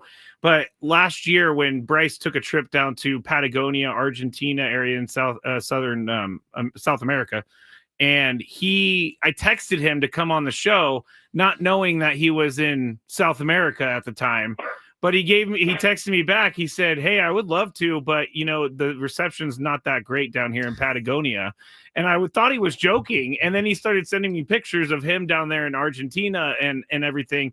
And I'm just telling this story and relaying this story because people do not get back to you about interviews if they're not going to do it, let alone someone who's in Patagonia searching for cell phones signal. So I just wanted to share that with you and share that with the listeners, that's the type of guy that Bryce is and was. He lived life. One of my colleagues told me that the other day, while I'm here worrying about getting the paper out, Bryce was out there living and he traveled everywhere. He went to Korea with the Padres last year, came home, took a week in San Diego, and then flew to Japan for fun. He explored. He loved the world. He loved people. And, that's one of the lessons from his life that I will take with me, which is, maybe shut the laptop every once in a while and go meet somebody or go someplace new. That's a really good point. I think that's something that in our business, when you do what you love, it doesn't feel like work. But Bryce was very conscious about, hey, I'm gonna unplug for a week and go fishing, or I'm gonna travel someplace I've never been before, because that was just the way he was. And he covered 6 Olympics. He's been to countless dozens and dozens of countries, and I think that's a really good way to live life. Your article on today was absolutely incredible, and I want everybody to take a minute to read it, whether it's online or you go pick up a paper today. Read what Ryan, his account of the life and times of Bryce Miller, and there's a picture of him here holding a fish. He looks about as happy as anybody ever could. The services are pending. We had brought up the website a couple of weeks ago for his family that was, needing donations and stuff to provide for his care. I imagine that is something that we can still do to help out, even at this point. Do you remember what Skraby? You put that up on the webpage, didn't you? I have to. Yeah, it's a GoFundMe. Yeah, it's a GoFundMe. Okay, GoFundMe. Yeah, I think that you could Google GoFundMe and Bryce Miller, and things will come up. I'll tweet it out over the last 3-4 weeks. I got to know his family really well. His family and friends, stopped what they were doing in life and came here to be by his side. And he had dozens and dozens of people visiting. And that obviously is expensive. And while we were hoping that money would go toward, recovery, I still think that a donation there is a really good thing to do if you love Bryce, or if you just even appreciated his work. Well, Ryan, we did love him, and we appreciate you coming on to talk about our friend, Bryce Miller. And, our thoughts are going to be with you guys and with his family. And for all of us, we all lost a piece, over the weekend, because we've been involved. We've been read him, we've heard him, and he will continue to be a big part of us. And I did take a second to appreciate Mike Schilt, who opened his press conference today in Peoria by talking about Bryce Miller before he took any questions. Yeah. And that should tell you a little something about the kind of effect that Bryce Miller had. Ryan, thanks so much, man. We appreciate it. And we'll look forward to catching up to you under better circumstances down the road. Thank you, sir. Great. Anytime. Thanks, guys. Yes. Very good. Ryan Finley, the sports editor of the San Diego Union Tribune. Skraby will put that GoFundMe up on the webpage if you still want to contribute. I know. Actually, I'm going to do it on Twitter. Okay. Just so people know. Yeah. At 97.3 the Fan SD. All right. That because all of the care for Bryce Miller. Guess how much has been raised? Tons of money. And $57,000. Yeah. So if you got an extra $50, I'm sure the family would appreciate it. We'll keep you up to date also out there on any services pending and what happens in that regard. But I felt empty the last 48 hours since hearing this news. It really has not been easy. Thanks for being part of that segment with us. We'll get into something a little more fun when we come back. It's called Chris versus the Fans. It's next, your chance to maybe win a trip to Las Vegas. Stick around on Gwynn and Chris.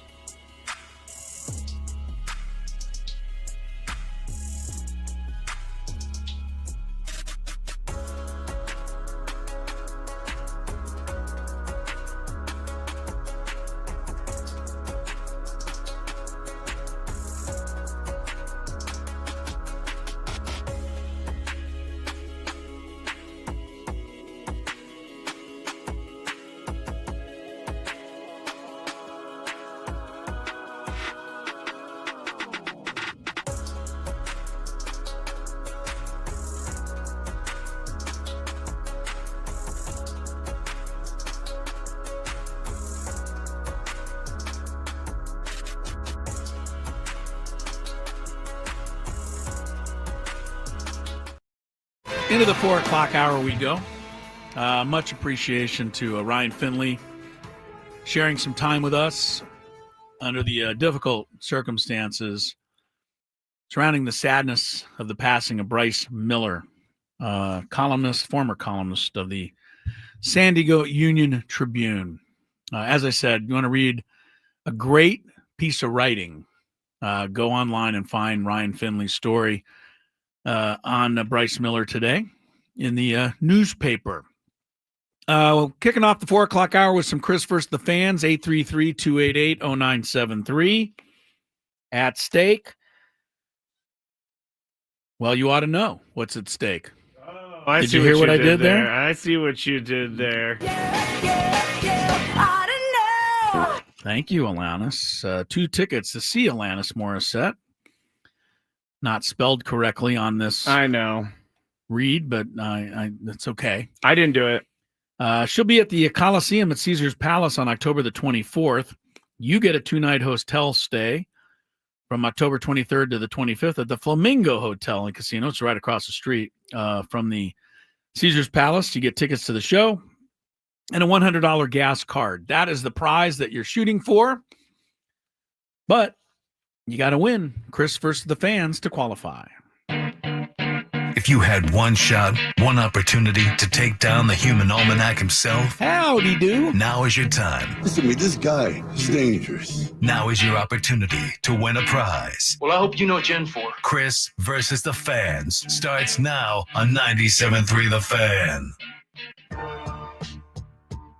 Before we get into Chris versus the Fans, this hour on 97.3 The Fan is brought to you by Frozen Ropes. Hey, San Diego. Here's a message from Coach Kurt at Frozen Ropes. Is your child 6 to 12 years old?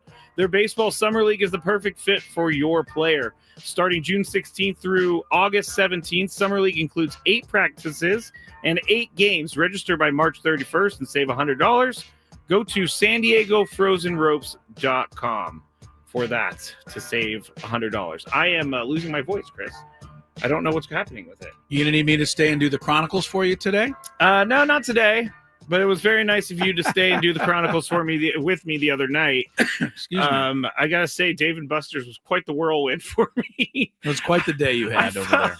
I felt like by the end of it, I was like, "What happened? Okay, we're done. This is great. I get to go relax now a little bit." But it was great. We'll talk about it a little bit later. We were talking earlier about the women's NCAA basketball tournament and all the blowouts. There's a couple of great games right now. Alabama and Maryland in the second round, tied at 83. They're in the final 30 seconds of regulation there.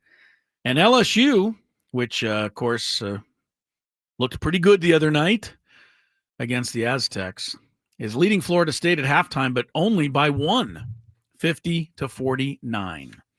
So a couple of games with that are being hotly contested there. Good. Kind of like what happens in Chris versus the Fans. Did you read the rules yet? Not yet. You have to make it through 3 questions. Each question will get more difficult. If you get the question right, you move on. If you get it wrong and Chris gets it right, you're eliminated. But if Chris gets it wrong, then you move on to the next question or you win. If you're a first-time player, let us know before you get into it, and you'll get that question for free. And today, Chris versus the Fans is brought to you by Good Guys 24th McGuire's Del Mar Nationals, April 4th through the 6th at the Del Mar Fairgrounds. Get details at good-guys.com. Good-guys.com. Also, if you win, you get those tickets too. All right. Well, let's play ball. It's all let's play ball packaged. All right. Let's go to line 6. Cameron. Hey, what's up, guys? Hey, Cameron. Not too much. How are you?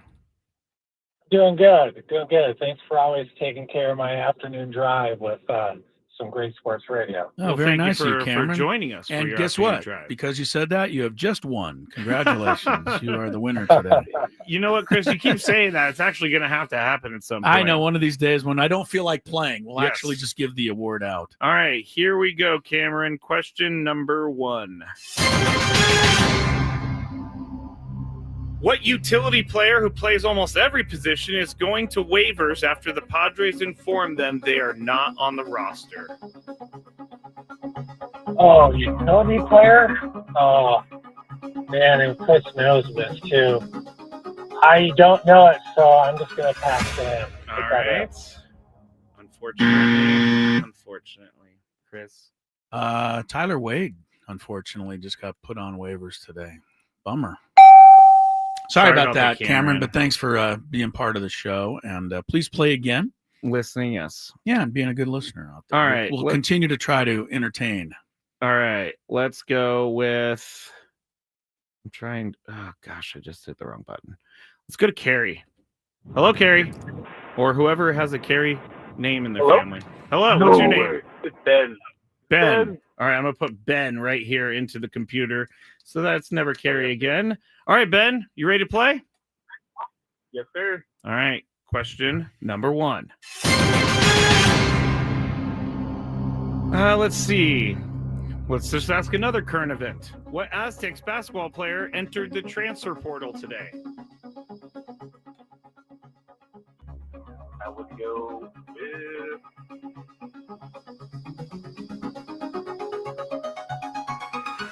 Webba.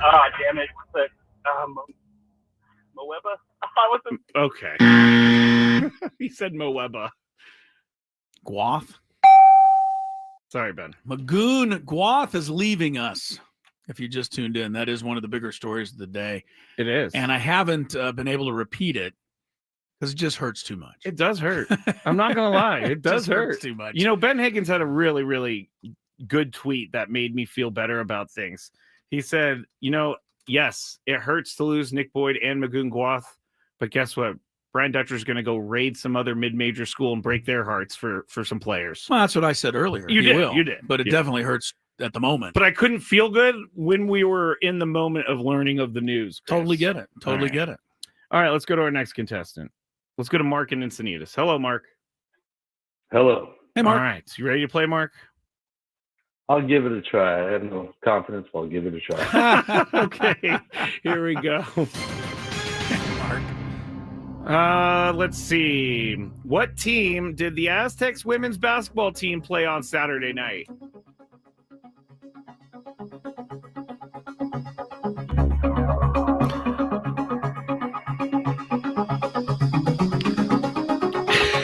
I don't hear him. I don't either. He's still there, though. I'm going to put him down. Chris, what team did the Aztecs women's basketball team play on Saturday night? The Tigers. Get out of here. Oh, wait. It's the Tigers. They are the Tigers. I'm looking at the court right now. I'm sorry about that, Mark. Our contestants. Yeah, it's been kind of I don't like to say this normally, but the contestants haven't been solid yet. Have not been solid at all yet. Not yet. Let's go to Kevin in Oceanside. Hello, Kevin. I think we're having issues with the phones. I think that's true because the last caller didn't even get a chance to answer. No, and I can't. I'm hitting buttons and nothing's happening. So let me just close the phones real quick. So is the game over? I don't know. We have to give something away. All right. I'm going to reopen the phones. Going to try this again. Yes, we're going to. You're thinking with a reset it might work. It could work. That's usually what happens. You know what you know what you're now using? What? You're using the Chris Ello fix-it strategy. Hope and pray? Just hope and pray and reset. That's all the only thing I know how to do. Yeah, the phone doesn't work. Call transaction does not exist, it says. But now people are calling. People are calling. See if they can talk to them. Answer a call. I'm trying to get them all on hold. It's not happening. All right. Let's go to Jason. Jason, can you hear us? All right. It's not happening, Chris. Now, if this happened to me, you'd be like screaming bloody murder and how could I mess this all up? I even though we all know this is just not this is not operator error. No. This is just one of those things. I agree with you. It's one of those things. So I can't even, I can't give you a hard time. I wouldn't yell at you about this. You would. You no. would. Well, look, when I came on the Zoom chat that one time in black and white, you went a little crazy. I was fine. Our boss. Oh, that's right. Adam Klug went a little crazy. Our boss wanted you to have your face in color. But you were quick to point out that I just, I couldn't operate anything. I didn't know how to use anything properly, the whole thing. All right. I can't get anything to work. We have to end the game. All right, it's over. I'm going to restart it, but I win today. We may have another call in later for these good guy. Yeah, we'll try to give it all away a little later. Well, it happens, right? I'm just not sure why it's not working. It's very Technology is a wonderful thing. Very annoying to me. When it works. Yeah, it's very annoying to me. Sorry, Skraby. I mean, what do you want to do? I don't know. I mean, we can go to a break. I'm going to give you a chance to figure it all out. I mean, let's just be honest. I think the players before broke the game because they were because they missed all the questions. I'm going to blame it on them. Blame the players who previously played. I'm sorry. I know everybody's on here, but then it says call transaction does not exist. Yeah, don't understand what the problem Never is. seen that before. Sorry about that, Skrabe. We'll take a quick timeout. Hold on, I got to delete all the beds. Delete what beds? Okay, there we go. Are you ready for us to go to break now Yes, at least? Yes. Let's hope this works. Break time on 97.3 The Fan. From the 855.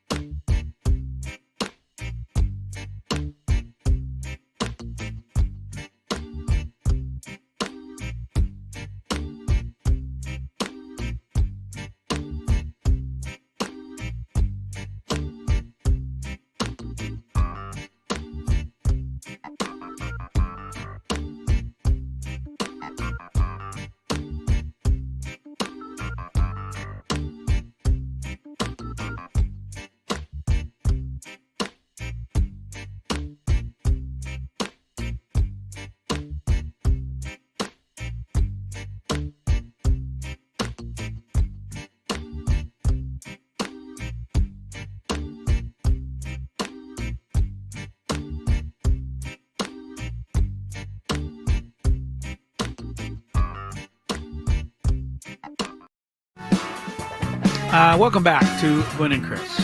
What a round of Chris versus the fans that was.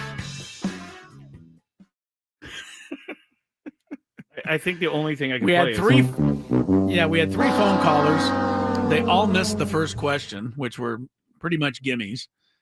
And then the phones just said, we can't take it anymore. We're not gonna take it. Yeah, phone said we're not in anymore. So that was the end of Chris versus the fans. I restarted. Who was this coach talking about when they said yesterday, quote, he tweaked his ankle in the first half, so he's balanced now. He's got no shoulder and he's got no ankle. But courage is real. I keep coming back to love, man. He loves his guys and the guys love him. Who was that coach? What player was that coach talking about? Are we talking about a college basketball player? We are. Cooper Flagg? No. Good try. But we're Who talking else went about down with an ankle injury. We're talking about the head coach of Kentucky, Mark Pope, talking about none other than Lamont Butler. I should have known this. Yeah. Carried his team into the Sweet 16 yesterday. He's had a bad shoulder for so long that he's basically been playing with one arm all year. And, you know, this is great for Lamont Butler. We already know where he ranks in our hierarchy here. I mean, it's going to be remembered forever and ever and ever. And we understand. I mean, look, here's the thing about Lamont Butler, different than a lot of guys. He had a chance to go into the transfer portal 2 years ago. And he said, I can't, man. I can't leave my guys. I got to stay at San Diego State. I got to stay with the people who believed in me. Remember, Lamont Butler wasn't a top 100 recruit anywhere. And the Aztecs, took a shot on him. But before, last season, with 1 year of eligibility left, the money was just too much. This is what we're talking about. This is not necessarily kid. Now, some of the kids, yes, they're trying to go here. They're trying to go there. It's all about the almighty daughter. It's Lamont Butler, not like that. I mean, I don't think anybody here can hold anything against this kid. He and his family couldn't help but take whatever $1 million it was to go to Kentucky and play a year. It's just too life-changing. And so that's where we sit in college basketball. Magoon Gwath today announced he's in the transfer portal. I don't think Magoon Gwath, I don't know, but I don't think he was dying to leave San Diego. But San Diego State can pay him $350,000, where some other SEC school, Brian Dutcher estimates, can play him $1.6 or $7 million. I mean, you can't compete. That's not even the same. We're not even in the same game. Yeah. But Lamont Butler, this guy, I mean, never mind. Leave the money out for a minute. Lamont Butler is a flat-out winner. And you got to love guys like this. I mean, the shot he made to beat Florida Atlantic in the Final Four. It's right there on the wall. Which is right behind me, shooting over some guy named Nick Boyd, who's no longer in the program now. Yeah, so now we don't care. I want you to ask him about it again. We don't care anymore. But, that wasn't his only game-winning shot that year. He had one at New Mexico to beat the Lobos in the pit that year. I mean, Lamont Butler, this is what he does. And he did it yesterday against Illinois. Just had a tremendous game. 14 points, 4 of 5 shooting, 5 assists, 3 steals. He's always been a great defensive player. And he plays, here's the interesting thing that Mark Pope pointed out. He plays on a team that includes 6 top 100 recruits. Kentucky, they got all kinds of top 100 recruits. But guess who's the heart and soul of the team? Lamont Butler is. So it's fun to watch him continue to do it. And I don't hold any ill will towards the decision he made. If you have to hold ill will, it's got to be toward the way the sport works now. It can't be, it's not Lamont Butler's fault. Took all this money for his family himself. And it's not Magoon Gwath's fault either. It's just hard. It hurts. It's hard. You hate it. And, as Ben said, the Aztecs will go out and raid somebody else and get some of their good players and bring them in to replace these guys. And I expect the Aztecs to remain relevant, but it's getting harder and harder to do, for sure. Yeah, I have an issue and believe me, I've said lots of things that I didn't mean in my life. I'm not saying I've never said this. I just have the issue with we're coming back, can't wait for next year. And then like 2 days later, we're going into the transfer portal. Like, what changed in 2 days? Did someone actually offer you money in those 2 days? Or did you just say that because it was the easy way to get out of the interview room without having to answer questions? You're also asking college-age kids to speak the perfect language. I get it. Sitting on at a dais, right? What? Table, the dais? D-A-I-S, D-I-A, that word? I've never heard of that.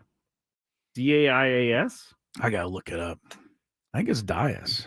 Oh, it's a podium. A podium, yeah. Oh, it's a raised platform at the front of a room. Dais. Wow. I was right. The fact that you reacted the way you did made me think I was wrong. I've never heard that word in my life. Yeah. He's sitting up, these kids are sitting up there. There's a bunch of cameras on them. There's a bunch of microphones. There's a bunch of people sitting behind the dais. And, they're trying to answer all these questions. And people are saying, well, are you coming back? Are you not coming back? Are you going to transfer? What are you going to do? So, I mean, I'm going to give college kids a little bit of the benefit of the doubt. I should too. For not maybe saying the perfect answer, especially maybe in the back of their mind when they know they might be going into the portal. They don't want that would bother me. They don't want to announce it at that moment right after their team lost a game. Nick Boyd, we just lost to North Carolina. What's up, Nick? That's all right. I'm going into the portal. Can't you just no comment? Hey, yes, I just lost the game. Yeah, but no comment. Sometimes no comment is more revealing than a comment. Kind of. I understand what you're saying. And again, I want to make sure everybody knows I am not perfect. I have said many things that I haven't meant and taken back before. But when you have fans involved, when you have people that are invested in your school, in your program, in your team. Yeah, there's no question. I mean, it lets people down. It does. No matter hurts. Whose fault it is for letting them down. Magoon Guath, we spent, the Aztec coaching staff spent years and years to get him to San Diego. Yeah. Us fans, we spent a year at least pouring our heart into rooting for this guy. Same with Nick Boyd for a year. So it's college sports right now, and I don't know that they're going to be able to change it. So we have to live with it in San Diego and other places. I think Braden on his way out the door threw a stat at me and said over 500 kids are already in the transfer portal. Now, I don't know how he knows that. Well, he's counted. Does he have the transfer portal on his phone? Well, he is the portal. He is the portal. You have to. That's right. If any of you want to transfer, you have to report in to Braden Surprenant. Let me see if there's anything that pops up. But anyway, so I mean, this is only the first day of it. It's a month long. You have a month to make up your mind if you're an athlete. But on the same token, Sean Miller, Xavier, no more. Yeah. He's now the head coach of Texas. Yeah, that's a problem too. How about the guy from Drake? He's gone. He gone. Where'd he go? Virginia? I don't know. I don't care that much. So I didn't. Nico Medved, Colorado State. He gone. Minnesota. Iowa. Iowa's where the they're right. The Drake guy went to Iowa. So someone at least he went stayed to in Virginia. Stayed in Iowa. Yeah. Oh, is that where Drake is? Drake? Yeah. I think it's in Iowa.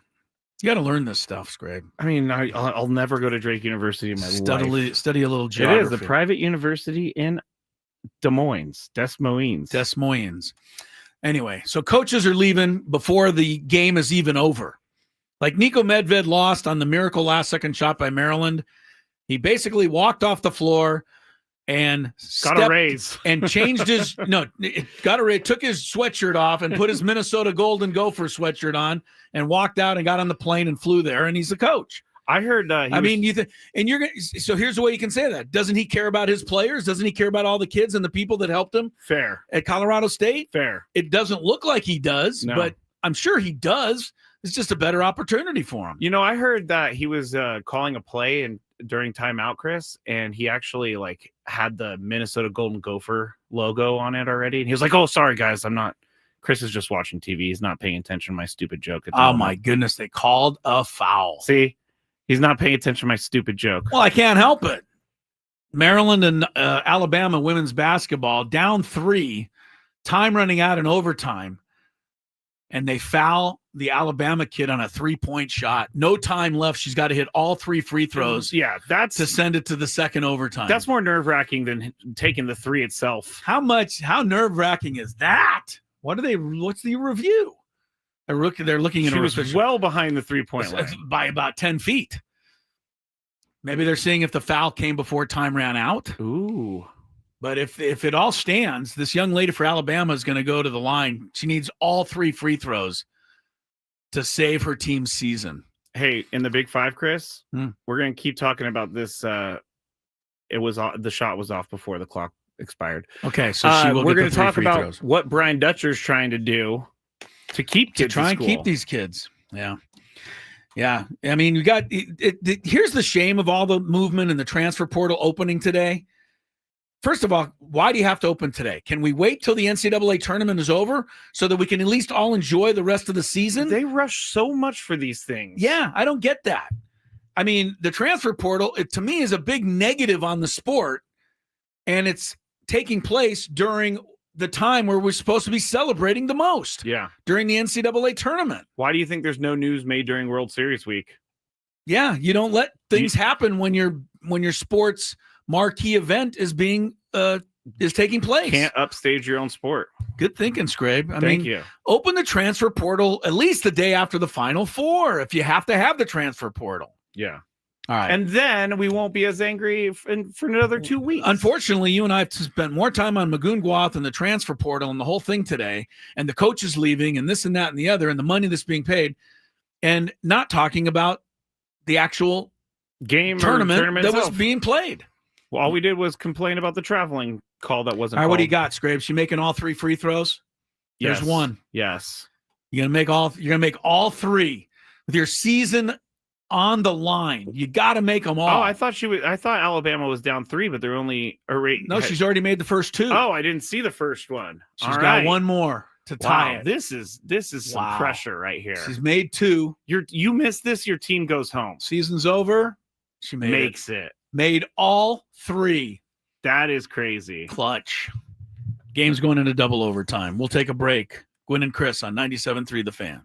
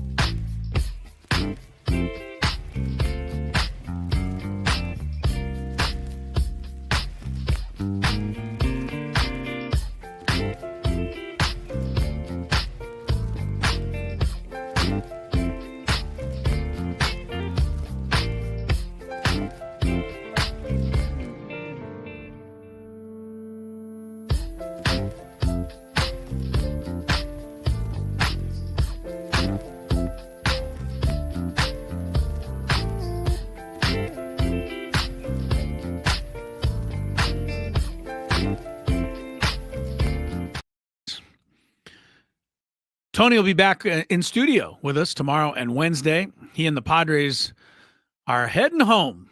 They're back after a spring training.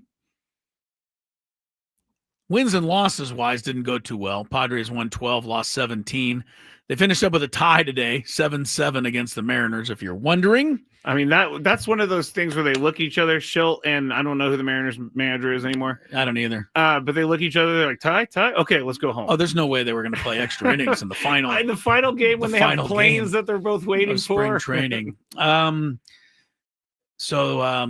and we'll get to the Padres roster moves. Not moves. Yeah, I guess they're roster moves. They officially announced who's going to be their 13 players. If you missed that earlier, we'll let you in on it here shortly. But a couple of surprises, certainly, I think. A couple of surprises in terms of the last roster spots for the position players. We're talking about the young lady for Alabama who made the 3 free throws with no time remaining on the clock to send this game into double overtime. Her name is Sarah Ashley Barker. She's got 39 points in this game, Skrabe. Oh, and did you say 3-9? 3-9. She's got 39 points in the game. I looked her up, her stats. She's a 71% free throw shooter. She had to make all 3 with no time on the clock. Wow. And she did it.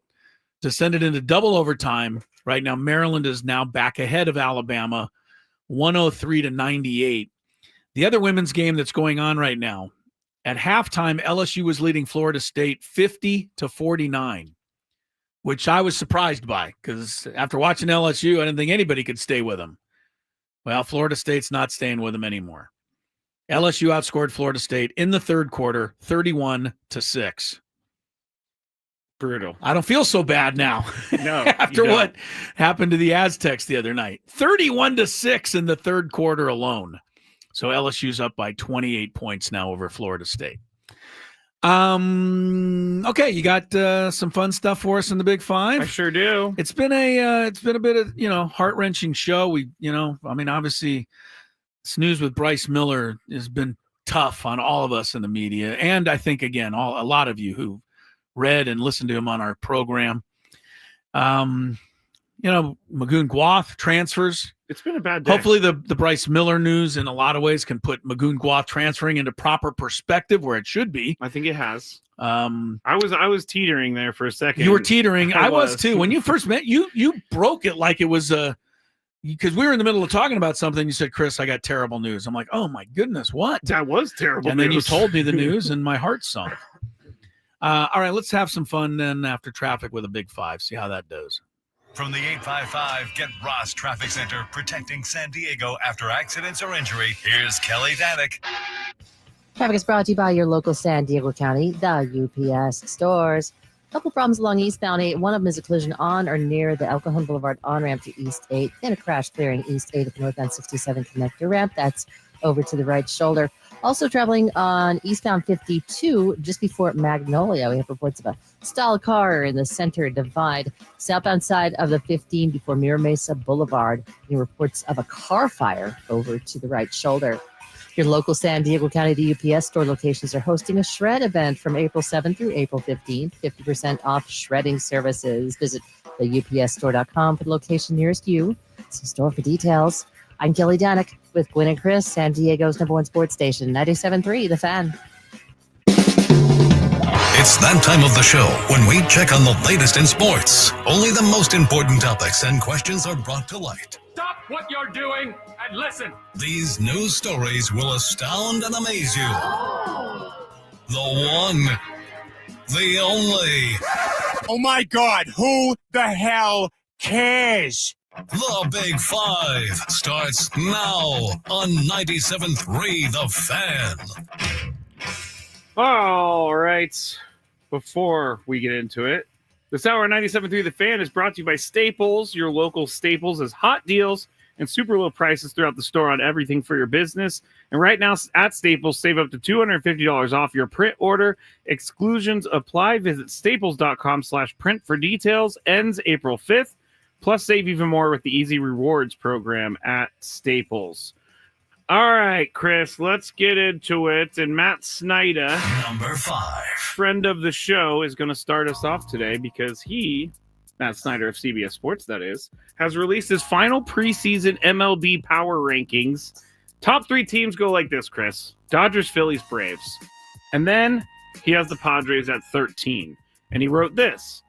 And they moved down 3 spots from his last ranking. I like Nick Pivetta as a depth signing, but the rotation is still awfully reliant on getting the best versions of Dylan Cease and Michael King. Okay.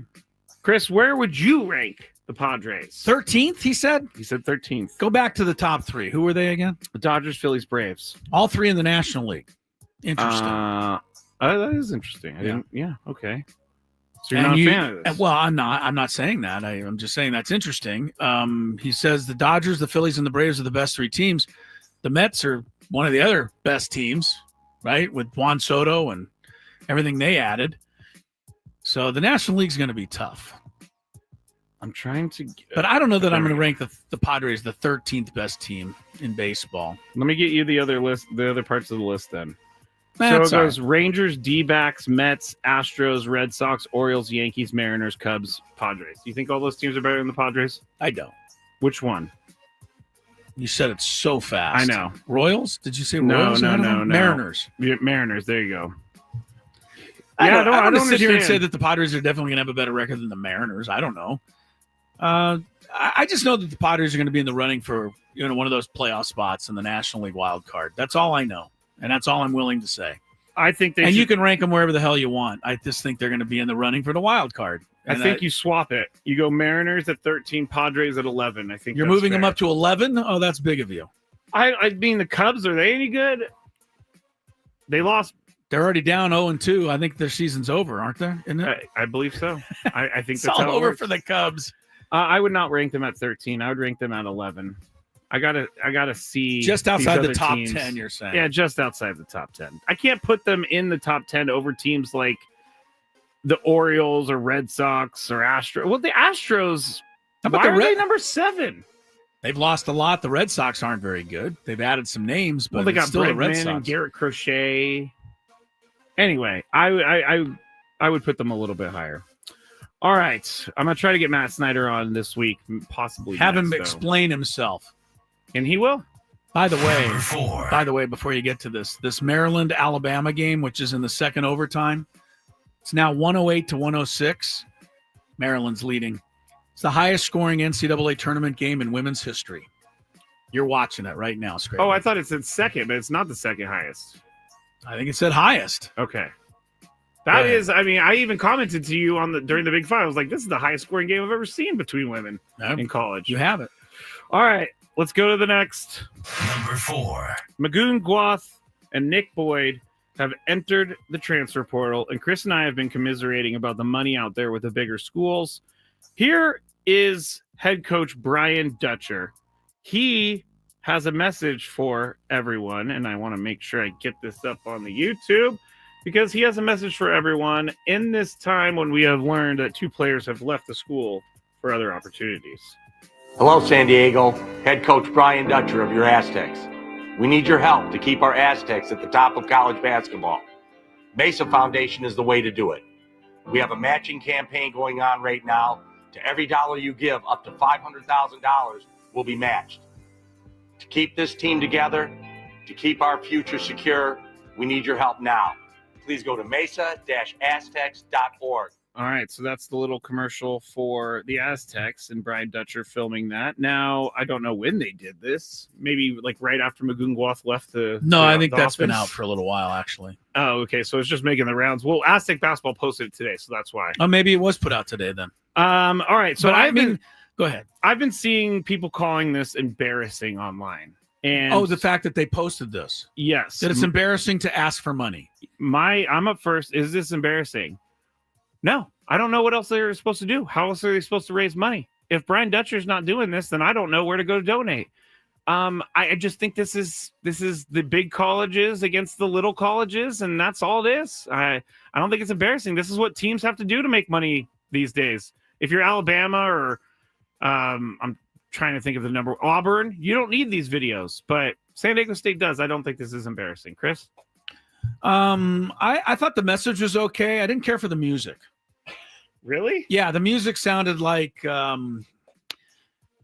don't know. It sounded like somebody was very ill or sick or something. Okay, I can kind terrible of was see happening. that. I can kind of see that. Right?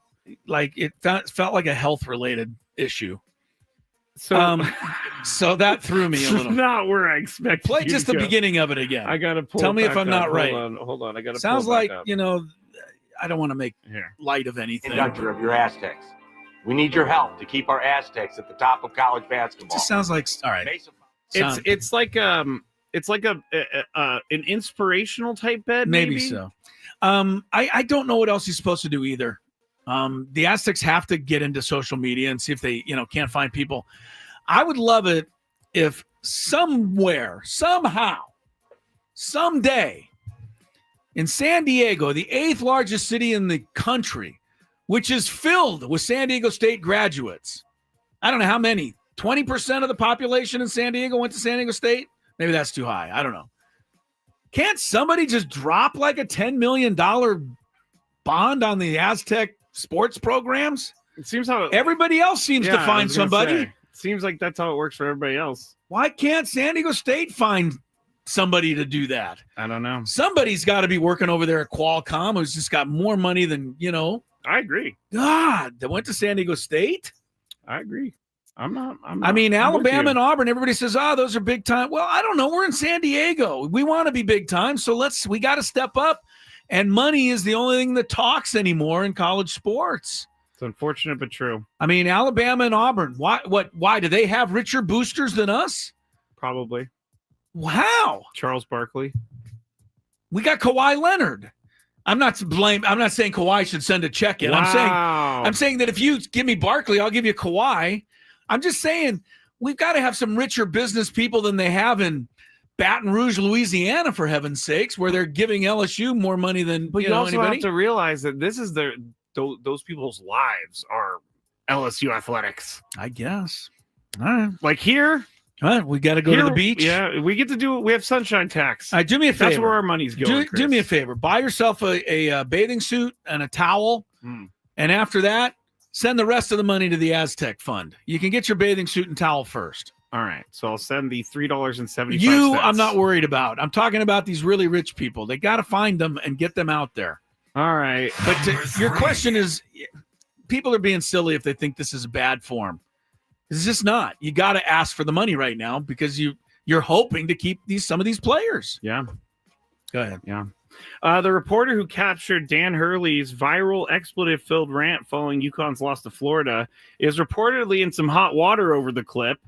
UConn's director of communications, Bobby Mullen, reportedly threatened to, quote-unquote, ruin the reporter's life if he did not remove the video of Hurley's rant about the refs.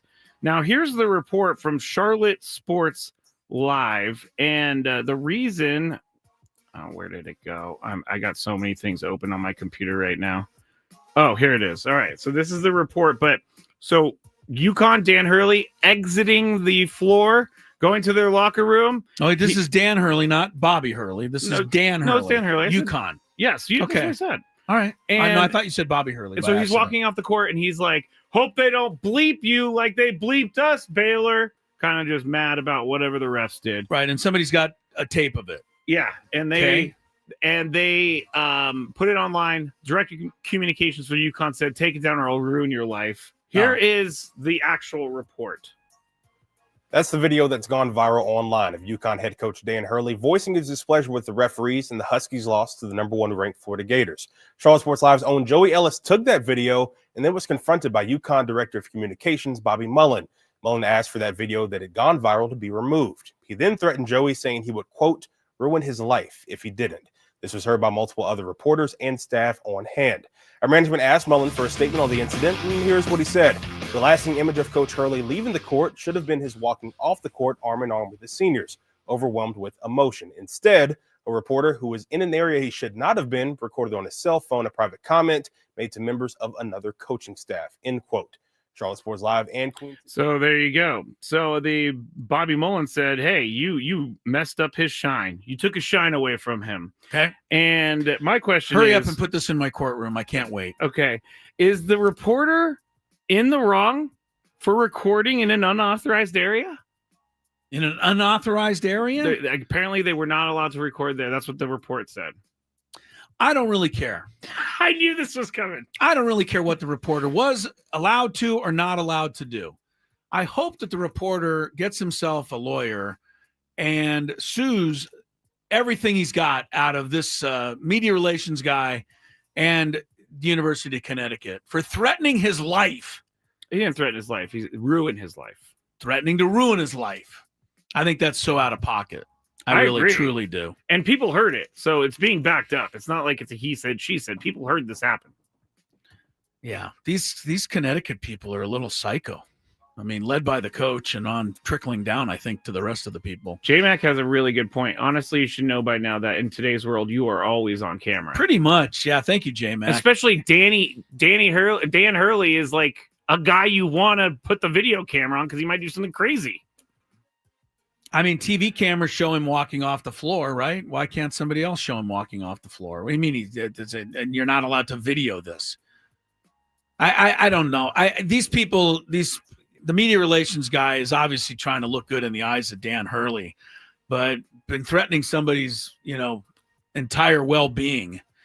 That's not appropriate at all. I think this all comes down to one thing. What do you think?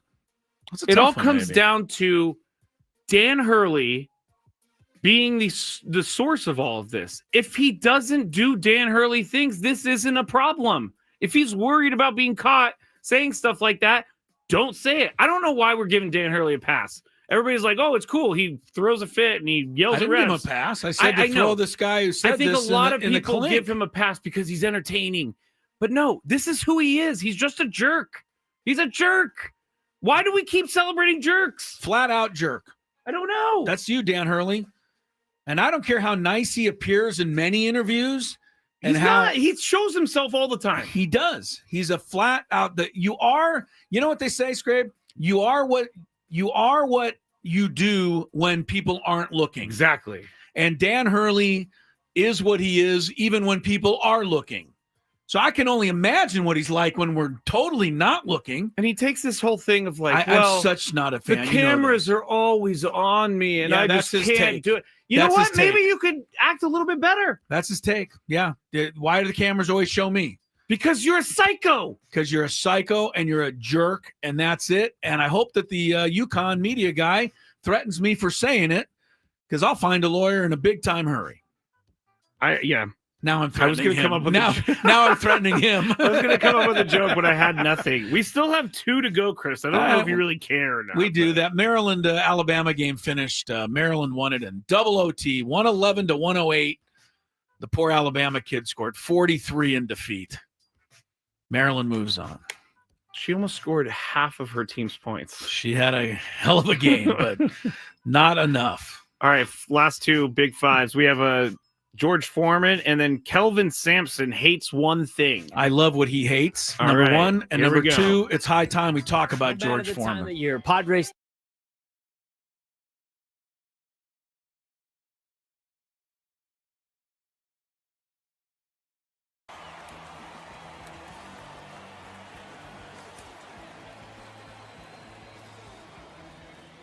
And now, the challenger, representing the San Diego Padres, number 20, Kyle Higashioka.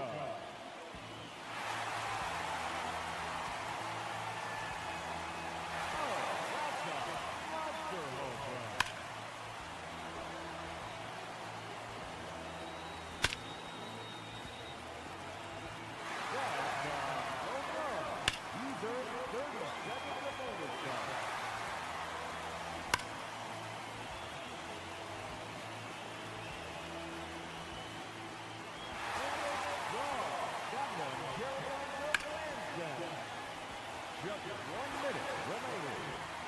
Arizona. It's out of here. That one up into the monster seat.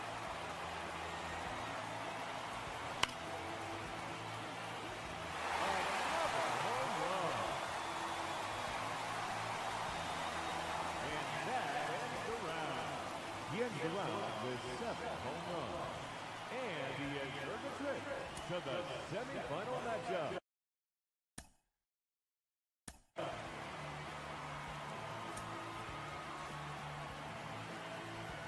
Now the challenger is a semifinal matchup. Number 20, Kyle Higashioka. No doubt about that one.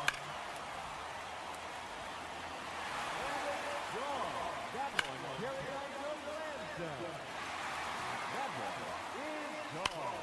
He now has bonus time. Just 1 minute remaining. No question about that one. And pass it up to put up in the championship matchup. And that ends the round. Finishes.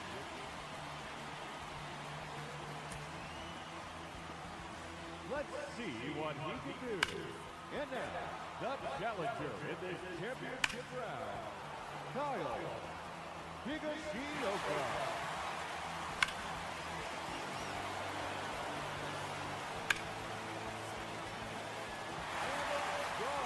That one carried on to Lansdowne. That one is gone. And he's earned 30 seconds of bonus time.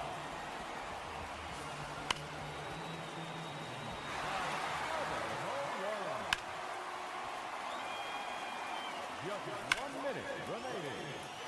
That draw off the right pole. There's a home run.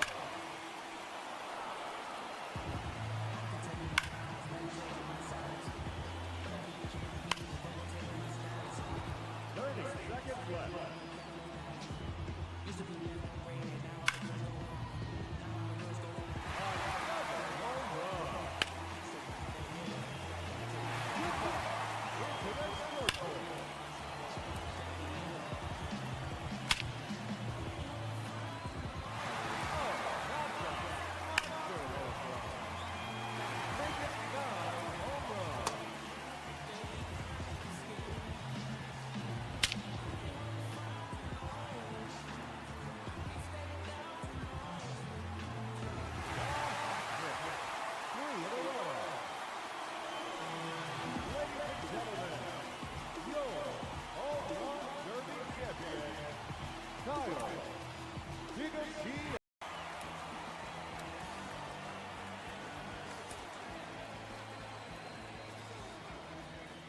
And now, the challenger, representing the San Diego Padres, number 20, Kyle Higashioka.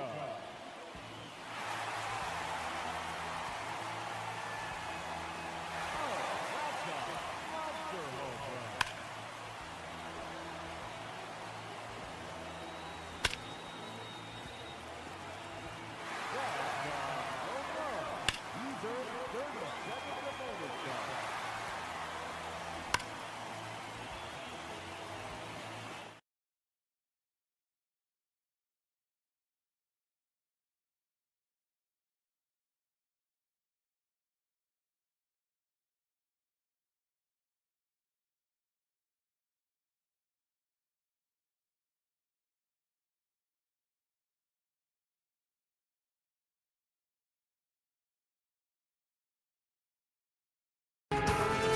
And we are happy to head into the happy hour, brought to you by GL Pools, the company trusted by thousands of San Diegans to keep their pools sparkling, swim ready, and stress-free.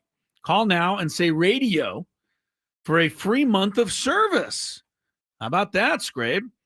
Visit glpools.com. That's G as in golf. I don't know the... I do. You do? Golf.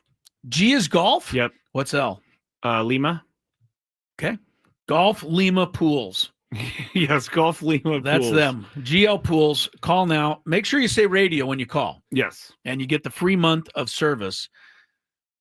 The happy hour gets underway here. I'm feeling a little happier now that LSU, in the second round of the women's tournament, has beaten Florida State by 30 points. Yeah, by a lot. Feels a little better after watching what they did to our Aztecs on Saturday night. They're that good, as I mentioned.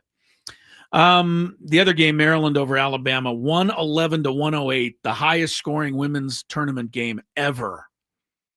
Gallon, Alabama scored 45, hit 3 free throws with no time remaining to send it to a second overtime. That was impressive. That was very impressive. But not enough for Alabama.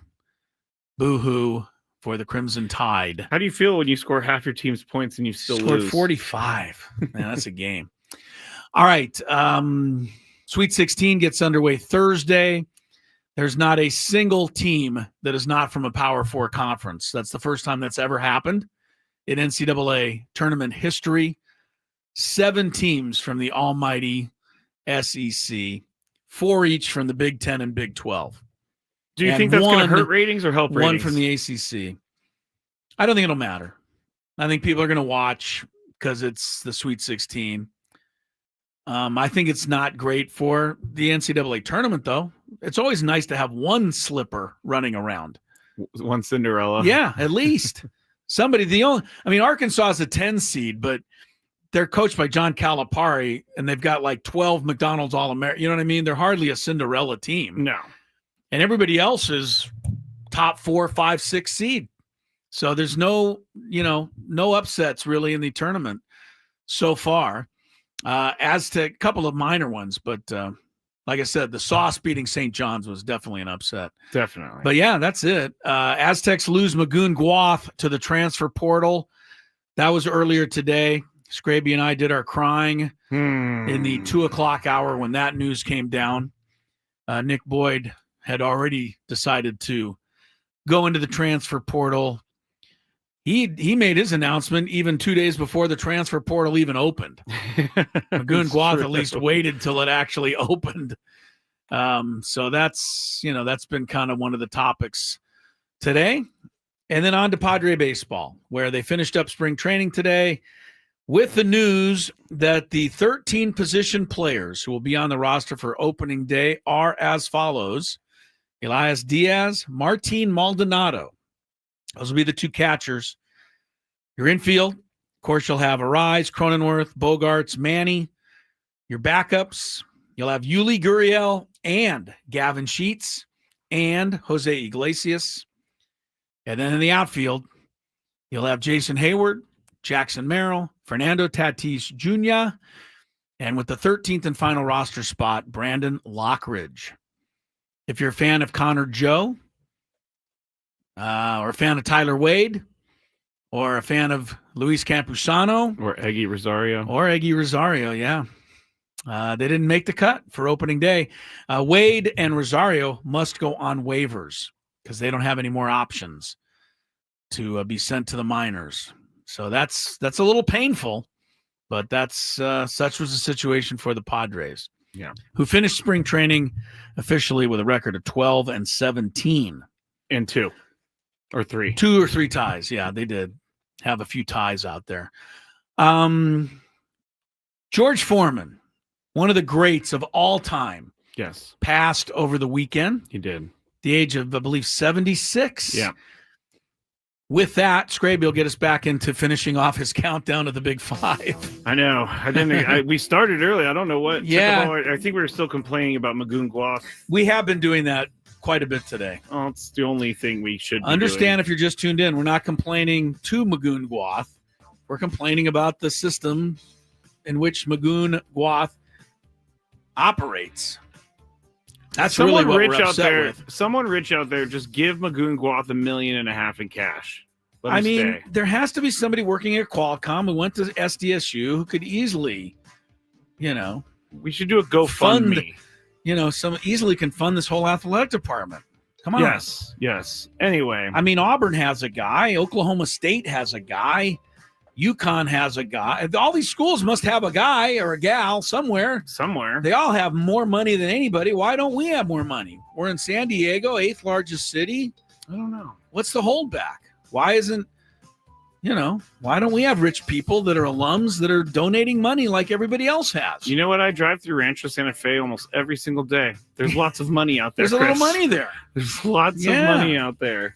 I don't get that one. But yes, let's move to number 2. George Foreman, former boxer, passes away on Friday at the age of 76. It actually came down right after the Skraby show went off the air. Mm-hmm. I think I was a little too young for for George Foreman's heyday as a boxer. You were. But I definitely remember the George Foreman grill. I still have one. And I remember George Foreman punching Tim Allen in the face on Home Improvement. Those are my George Foreman memories. But there's no real question here. Just kind of another legend has passed away. Yeah, the life and times of George Foreman. I mean, this is a name that synonymous with, boxing and greatness. And, George Foreman was a tremendous human being who did a lot of things for a lot of, less fortunate people than himself. He also won the heavyweight championship twice. I will never forget the first time he won it, Skraby. I was a little kid, and they didn't show boxing on TV then. They used to show it on closed circuit television, which was basically renting out a movie theater. Yeah. And you had to go to the movie theater to watch, and I So obviously funny. wasn't going. It's so funny. All right, yeah, right. They did. That's what they had. And in those days, the greatest fighter was Muhammad Ali until Joe Frazier beat him. And then Joe Frazier was unbeatable until he stepped in against George Foreman. I think it was 1973, 74.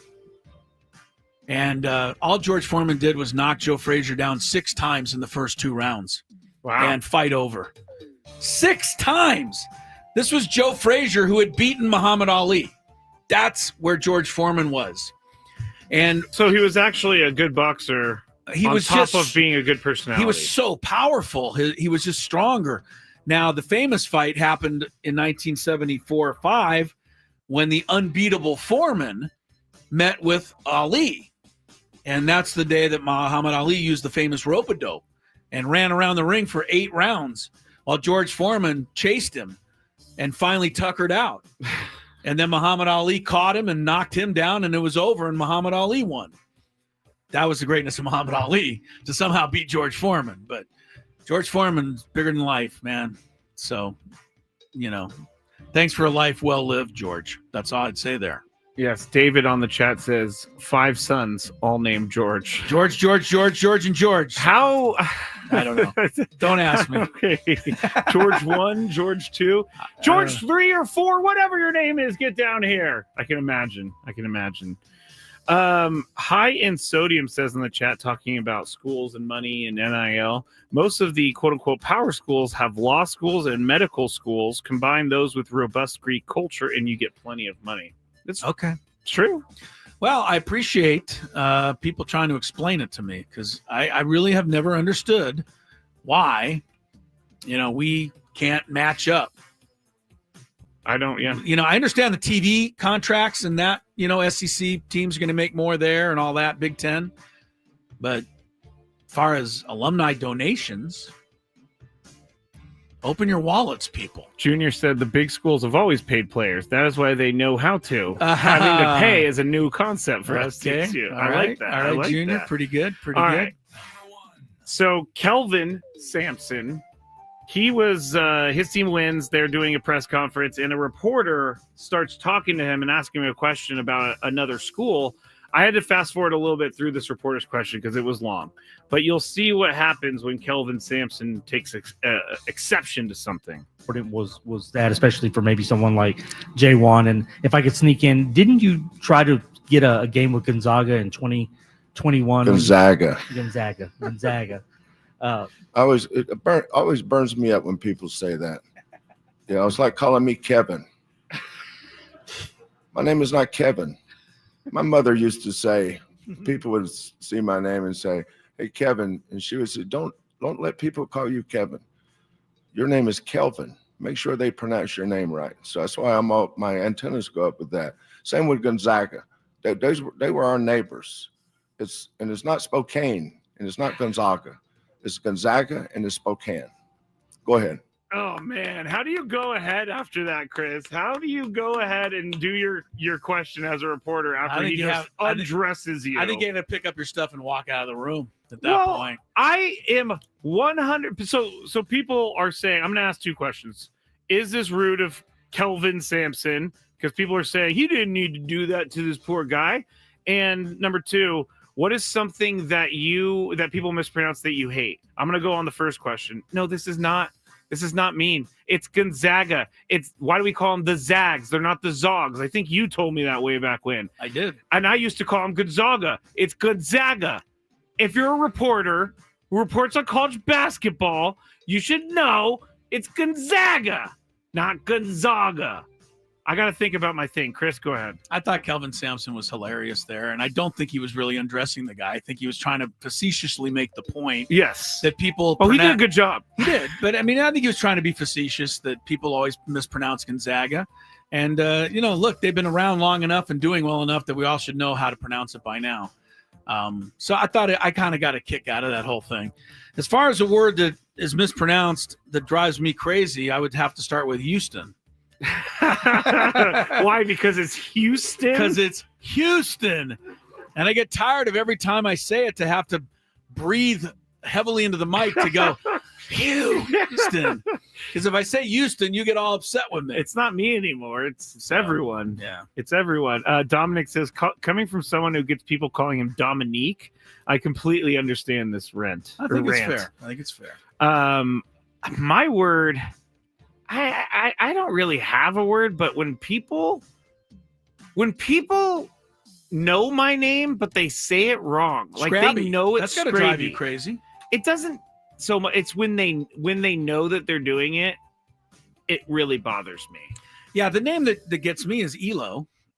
Mispronouncing my name Elo, but I don't hold it against people who don't know. I mean, maybe you just look at it and that says Elo to you. If you're a listener and you listen and it's Matt Skraby. Right. No, I get what you're saying. But if somebody, like at a store, you show your ID or something. Oh, thank you, Mr. Elo. I don't like that, but I don't get mad. It still, though, sounds like nails across a chalkboard to me. Elo. I mean, it's wrong. I know, but they don't know that. By the way, I had a conversation with someone at Dave & Buster's after the show. And they wanted to know if your last name was Italian, so I didn't know, and so I looked it up, and it has Italian roots. Totally Italian. Okay. Yeah, it was. It's the end of a longer name, and I don't know what the longer name is. Ella Vinci. No, at the end of a longer name, like Funicello. Oh, so they like shortened it? They took off the first part and left the LO. Okay. There you go. Yeah, but that's how that all happened. But I know you think I'm old. I wasn't that old that I was there when they made the determination on how to shorten the name to LO. But it had something to do with coming over to Ellis Island and the whole thing. And, the names just got mixed up a lot of times. Technically, my family never came through Ellis Island. Technically, apparently mine did. And they left. Can you find them in the computer? I don't look. I'm not a fan of, what is that, 23andMe or something? Oh, no, I'm talking about when you go to Ellis Island, you can look in the computer to see when your family came through. Haven't done it. Someone said, what about E-Guy? E-Guy Rosario. Who would ever pronounce that wrong? That's not possible. Oh, which was the name for the longest time we could not pronounce? Oh, gosh, it was a Padres player, and then they got traded. We're like, thankfully, you're not with the team anymore. I cannot remember. I'm going to have to try to remember this. It wasn't Woo Suck Go. We just didn't know if we should call him Go or Suck Go. Yeah, I don't know who you're talking about. I don't know we'll have to recollect that. All right. But first, we'll take a little timeout. Before we recollect it, we'll check traffic, and then more Gwynn and Chris in the happy hour resumes. From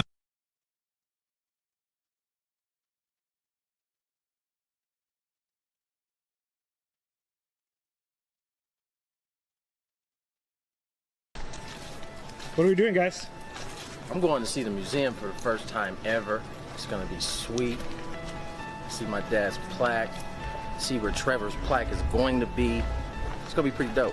Chris, I'm going to go to the Hall of Fame for the second time because I went earlier today, but I'm going in to see Tony go into the Hall of Fame. So all the way straight back left. Straight back left. Straight on that back wall. This one? Yeah. How you feeling, Tony? I don't know how I'm feeling right now, honestly. Excited? I'm definitely excited. Hello, Eric. How you doing? Pretty good.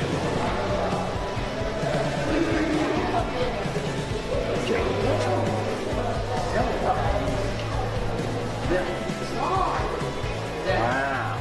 Just like I told you, next to the famous Barney Dreyfus and Leslie Wilkinson, whoever they are. That does look like them. I know. It's a good shot. They don't do them all that great. That one's good. Really good.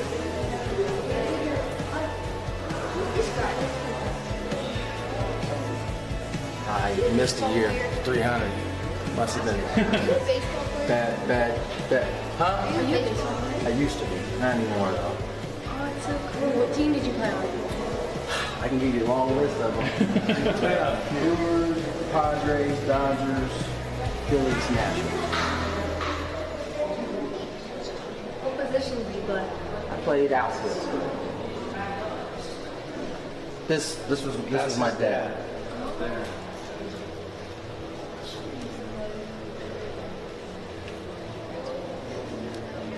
Oh, there's Dick Williams, Goose. I think he'd be pretty happy with his company over there. So. What are you thinking of seeing it for the first time? I'm thinking I'm hot. I'm quite warm right now, but it's cool. I mean, it's what I thought it was going to be. I mean, who not too many people can say they have a dad that's enshrined in this place. So I think this is awesome. What are we doing, guys? I'm going to see the museum for the first time ever. It's going to be sweet. See my dad's plaque. See where Trevor's plaque is going to be. It's going to be pretty dope. Chris, I'm going to go to the Hall of Fame for the second time because I went earlier today, but I'm going in to see Tony go into the Hall of Fame. So all the way straight back left. Straight back left. Straight on that back wall. This one? Yeah. How you feeling, Tony? I don't know how I'm feeling right now, honestly. Excited? I'm definitely excited. Hello, Eric. How you doing? Pretty good.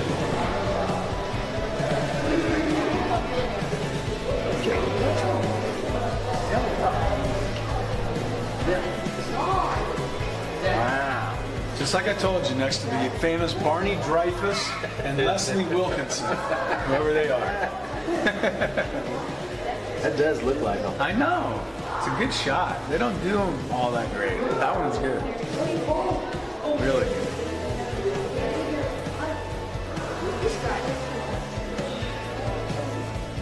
I missed a year. 300.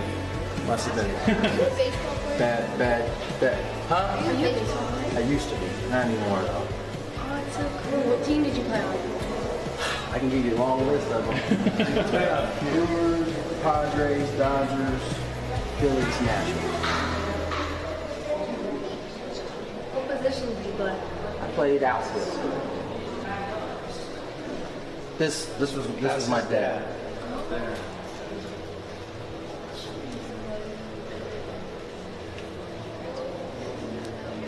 Oh, there's Dick Williams, Goose. I think he'd be pretty happy with his company over there. So. What are you thinking of seeing it for the first time? I'm thinking I'm hot. I'm quite warm right now, but it's cool. I mean, it's what I thought it was going to be. I mean, not too many people can say they have a dad that's enshrined in this place. So I think this is awesome. What are we doing, guys? I'm going to see the museum for the first time ever. It's gonna be sweet. See my dad's plaque. See where Trevor's plaque is going to be. It's gonna be pretty dope. Chris, I'm going to go to the Hall of Fame for the second time because I went earlier today, but I'm going in to see Tony go into the Hall of Fame. So all the way straight and back left. Straight back left. Straight on that back wall. This one? Yeah. How you feeling, Tony? I don't know how I'm feeling right now, honestly. Excited? I'm definitely excited. Hello, Eric. How you doing? You good?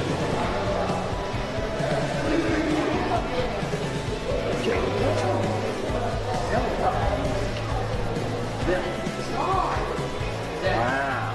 Just like I told you, next to the famous Barney Dreyfus and Leslie Wilkinson, whoever they are. That does look like them. I know. It's a good shot. They don't do them all that great. That one's good. Really good.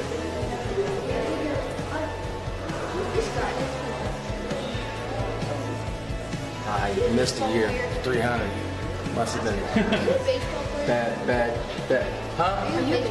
I used to be. Not anymore, though. Oh, it's so cool. What team did you play on? I can give you a long list of them. Brewers, Padres, Dodgers, Phillies, Nationals. Tony Gwynn Jr. and the Padres finished up spring training earlier today. Nothing like reporting the final score of a baseball game and saying it ended in a sister kisser. I know you don't like that term. Hold on. A sister kisser is a tie. Like you feel nothing. I didn't come up with it. I'm just reporting. I am stunned. You've never heard this before? About a tie? No. A tie is a sister kisser. Because it doesn't feel like... You don't feel anything. You shouldn't be... Okay, fine. I understand the political climate in which we live in, but that is the way that used to be termed. Okay, I'm not doubting you. I just have never heard it. You definitely heard it because I've said it on this show before, and last time I said it, you went crazy, and I had to explain it to you. Okay, well then I have a bad memory, but I'm writing this down because we're gonna look it up. I don't need to. I don't want to Google sister kisser, Chris. That's not a great Google term. No, don't do it. Don't do it. He's doing it, everybody. He's Googling it. Oh, you said not to. You don't. I want to get you in trouble. It would be you. It would be on your name. They'd be like, wow, Chris Ello's looking for sister kisser on his computer. Tie game, Skrabe, 7-7. That's all it was today in Peoria. Tony will be in studio with us tomorrow and Wednesday. Then opening day is Thursday. Chris Sale against Michael King. 1:07 is the start time for the opener on Thursday. I'm just going to say I'll make a little prediction. Never get underway at 1:07. What do you think is going to get underway? I'm sorry. It officially says 1:10. I was going to say. But yeah, by the time they do all the preamble, opening day preamble, I say it'll be a little later than that. Maybe. Maybe not. I don't think so. They're pretty good about their start times. Dodgers already have a 1-game lead in the division. They will play Thursday. You know, they're opening us up with. Interesting game. Blake Snell will be on the mound for the Dodgers. Giants? Against Detroit. And that means Tariq Skubal. Ooh, I like that. Will start for Detroit. Let's go Tigers. Take down those. Come on, Tigers. Dodgers. See what we can do there. Trying to see about the rest of the division. San Francisco goes with Logan Webb at Cincinnati against Hunter Green. It's kind of fun, talking about these pitching matchups a little bit. Yeah. Cubs at 0-2. Send Justin Steele to the mound in Arizona against Zach Gallen. And I guess the Rockies don't play on opening day, or maybe they just canceled their season. I don't know. They have to play on opening day. I don't see them. I don't think they are. I don't think the Rockies are playing on opening day. That is Is that like their punishment? I don't think they deserve to be. I mean, until they prove to Major League Baseball executives that they're actually trying to win a game, they don't get to play. Oh my gosh, you're right. Yeah, no Rockies. They start on Friday at the Rays. Okay, well there you have it. So they go from their AAA facility to the Rays AAA facility. I think it's very appropriate that the Rockies are opening up in a AAA facility. Just get used to it. It's about where they belong. I was reading a bunch about Sutter Health Park where the A's are going to play. Mm-hmm. And apparently they put so much money into this, Chris. They put like machines under the grass so that they could keep it growing for all the teams that are going to be playing there. Okay. It just bothers me. They can't do anything about the fact that the weather is going to be like 130 degrees. That's true. And they also can't do anything about the fact that the stupid Athletics are just calling themselves the Athletics this year. Well, I mean, I absolutely don't think we should abide by that. No. The Giants announcers aren't. What are they calling them? Oakland. Sacramento? Oh, Oakland. They're going to keep calling them Oakland. They're just going to keep calling them Oakland. Well, I think in sports, you can get away with terming things the way you want to, I think. Athletics open up at Seattle, by the way. But the other thing that bothers me about the Athletics is that they got a Las Vegas logo on their sleeve. Yeah, please. They've got one foot in. How about a little respect for the city of Sacramento, which is hosting you and basically saving your franchise for 3 years? Chris, why would they do that? They don't need Sacramento. The Athletics. Someone on the chat has a good point about pronouncing names wrong. It's Tarek Skubal. Oh, see, there you go. Yes. I was trying to make him a foreign pitcher. Tariq Skubal, yeah. Thank you for that out there. There used to be a video game called Turok. And I always mix that up, but it's Tarek. The first game of the day on Thursday, by the way, for you baseball fanatics who want to watch a game that doesn't start at 3 a.m, Brewers-Yankees at noon will be the first game televised on Thursday's opening day. Wait, say who it again? Brewers? Yeah. Yankees at noon. Matchup no Thursday. one cares about? I don't know. The Yankees. I mean, look, if you put the Yankees on, right, everybody. No, that doesn't work anymore. Really? There's no Garrett Crochet. There's no Luis Heel. Still the Yankees. I think Giancarlo Stanton needs new arms. After the Padres host the Braves, they move on to host the Guards. So it's a homestand for the Padres. Yeah, Sam and I actually broke it down the first couple series of the season, and it starts tough because it goes Braves to the Guards to the Cubs away, and then you have Athletics, and then you have Rockies, which... How is that a hard start? No, the last two series aren't hard, but the first three series are difficult series. Braves, Guardians, Cubs. As a matter of fact, 4 of the 5 are difficult because the Rockies are always difficult for some ungodly reason that we'll never be able to explain. Brandon has a good point on the chat. The Yankee game is Joe Buck is doing it. I do remember this now. Oh, so they're bringing Joe Buck for a a game. Yeah.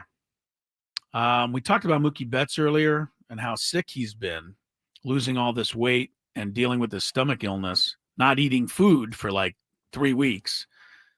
He's dropped to 18 pounds officially, but he did go through a full workout at Dodger Stadium today and is expected to actually play in the final exhibition game tomorrow against the Angels down in Arizona. So Betts may play in the season opener Thursday against Tarek Skubal. There you go. And the Tigers. Tarek. All right. Padres went with Brandon Lockridge as their final guy on the 13-man player roster. Yuli Gurriel, Jose Iglesias, Gavin Sheets, Martin Maldonado all get the good news that they'll be on the opening day roster. Eggy Rosario, Tyler Wade, Connor Joe, Oscar Gonzalez, Luis Campusano, among those who find out the bad news. Brett Sullivan, too, on Saturday. You're right, Brett Sullivan. Yeah, Brett Sullivan. All right, we'll take a break. When we come back, we did a special interview earlier today that you need to hear. Ryan Finley, the sports editor of the San Diego Union Tribune, talking about the life and times of the columnist Bryce Miller, who passed away over the weekend. heartfelt visit with Ryan Finley. You'll hear it next on Gwynn and Chris. Tuesday show, spring training, finally. Thank you for listening to 97.3 The Fan. Be back shortly. I would be back shortly if the thing will click. See, I'm clicking. I have no idea what's happening. It's not playing any commercials right now. Well, this is just great, everybody. Let me see if I could try to start another one. All right. Well, this is awesome.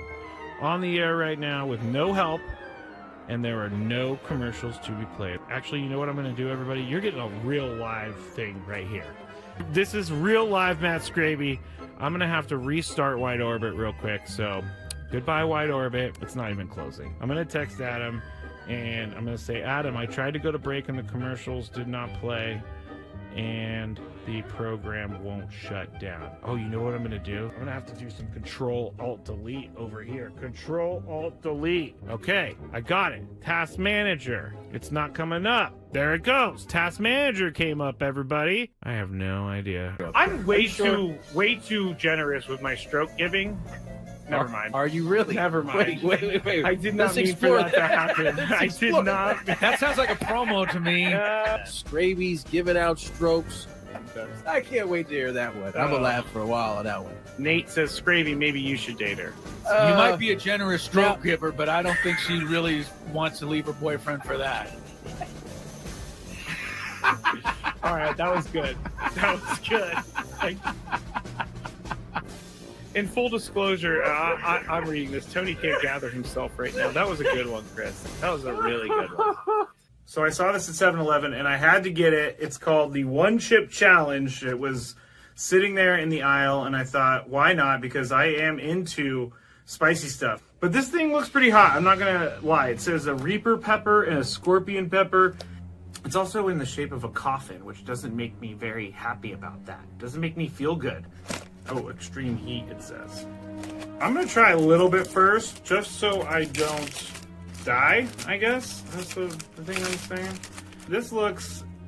I don't even know if I should be eating this. It looks like it has mold or something, but let's see how hot it is. Let's go.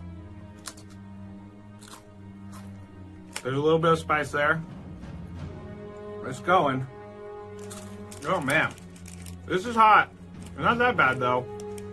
I still have this side to go. It is getting hot. I'm not gonna lie. My mouth is like getting crazy. Now it's kicking in.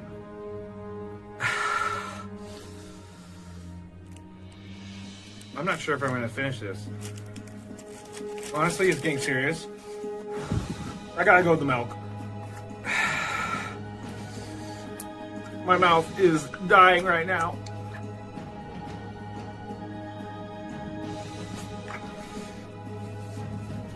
Yeah, this is not fun, guys.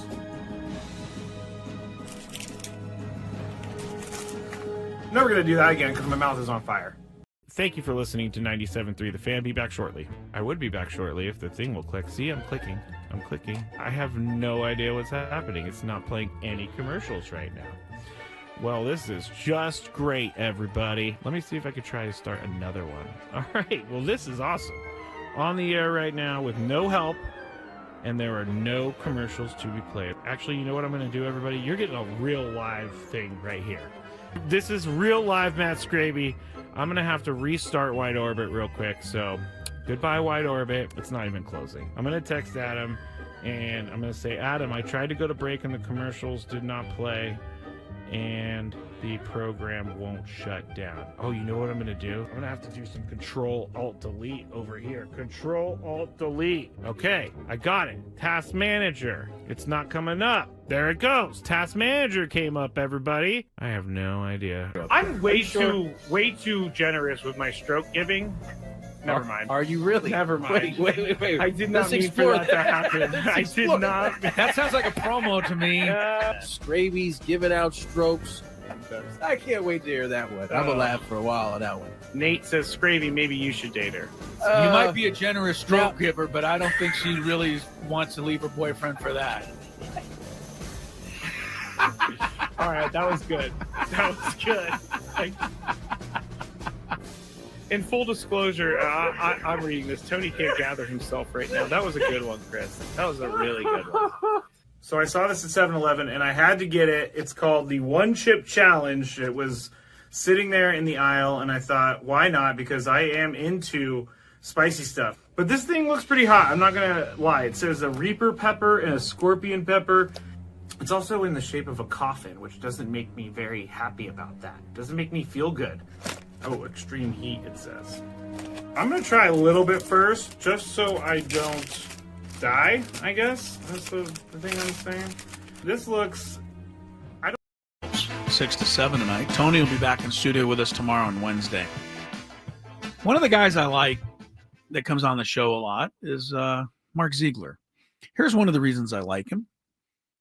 He tweeted this out after BYU advanced to the Sweet 16. I think they beat Wisconsin Saturday night. It's a close game. BYU prevailed. Yes. Mark Ziegler pointed this out in a tweet. He said BYU has got to be, and I don't think he said exactly this, but I'm paraphrasing. You're putting your little spin. I'm putting my little spin on it. BYU's got to be the luckiest basketball program on earth because the NCAA gave them a first and second round game in the altitude of Denver against two teams, I think it was VCU and then Wisconsin, who don't play at altitude ever. I actually thought about this when UCSD was playing there. I'm like, why do they play at altitude? It makes no sense. In the NCAA tournament. Yeah. But BYU is used to the altitude. Yeah. And Mark Ziegler said he felt the easiest prediction in the first two rounds of the entire tournament was that BYU would advance because they're used to altitude and the teams they play aren't. Yeah, it's weird. We've talked about this. Kansas went to BYU and got crushed, right? I mean, all the top teams, if you play at altitude and you never play there, it's really tough. Tough enough when you're used to it. Mm-hmm. So big advantage for BYU there, said Ziegler. And anything that, he says that makes me get angry about BYU is something that pleases me. Because I like to be angry about BYU. Although I will say this, Skrabe. Next round, Sweet 16, you talk about a hopeless situation for me. BYU faces Alabama. I mean, I know who you're going to cheer for. Who? Alabama. Really? Yeah, I think you hate BYU more. You think I can get behind Nate Oates for 40 minutes? Yeah, I think you can over getting behind BYU for 40 minutes. Am I right? I don't know. I'm struggling. There's no with way. that one. There's zero chance you ever cheer for BYU. Suffice to say that it doesn't matter in my bracket because I didn't pick either of them to go this far because I don't like either of them. So it won't affect my bracket any. But yeah, I'm struggling with that one. I keep forgetting Nate Oates is the coach. Ugh. Who's the coach of BYU? Don't know. They just said it in that last spot. He's a new guy. He replaced. I wasn't listening. He replaced Mark Pope, who went to Kentucky. So the BYU guys, Kentucky, new. All right. I'm trying to have some fun, and it has been a little bit of a, putting on a happy face today. I think all of us in sports, we're doing our best after the passing of Bryce Miller, the Union Tribune columnist over the weekend. At the age of 56, he had bladder cancer issues for the last few years. It took a real turn for the worst about 2.5 months, maybe a month ago, I think, actually. According to Ryan Finley, he was still at spring training. I actually texted him the early that week, and he told me to get back to him later in the week because he was busy. And then I texted him later in the week, and someone texted me back saying that he was in the hospital. So it happened fast. It happened way too fast, and it happened to way too nice of a guy.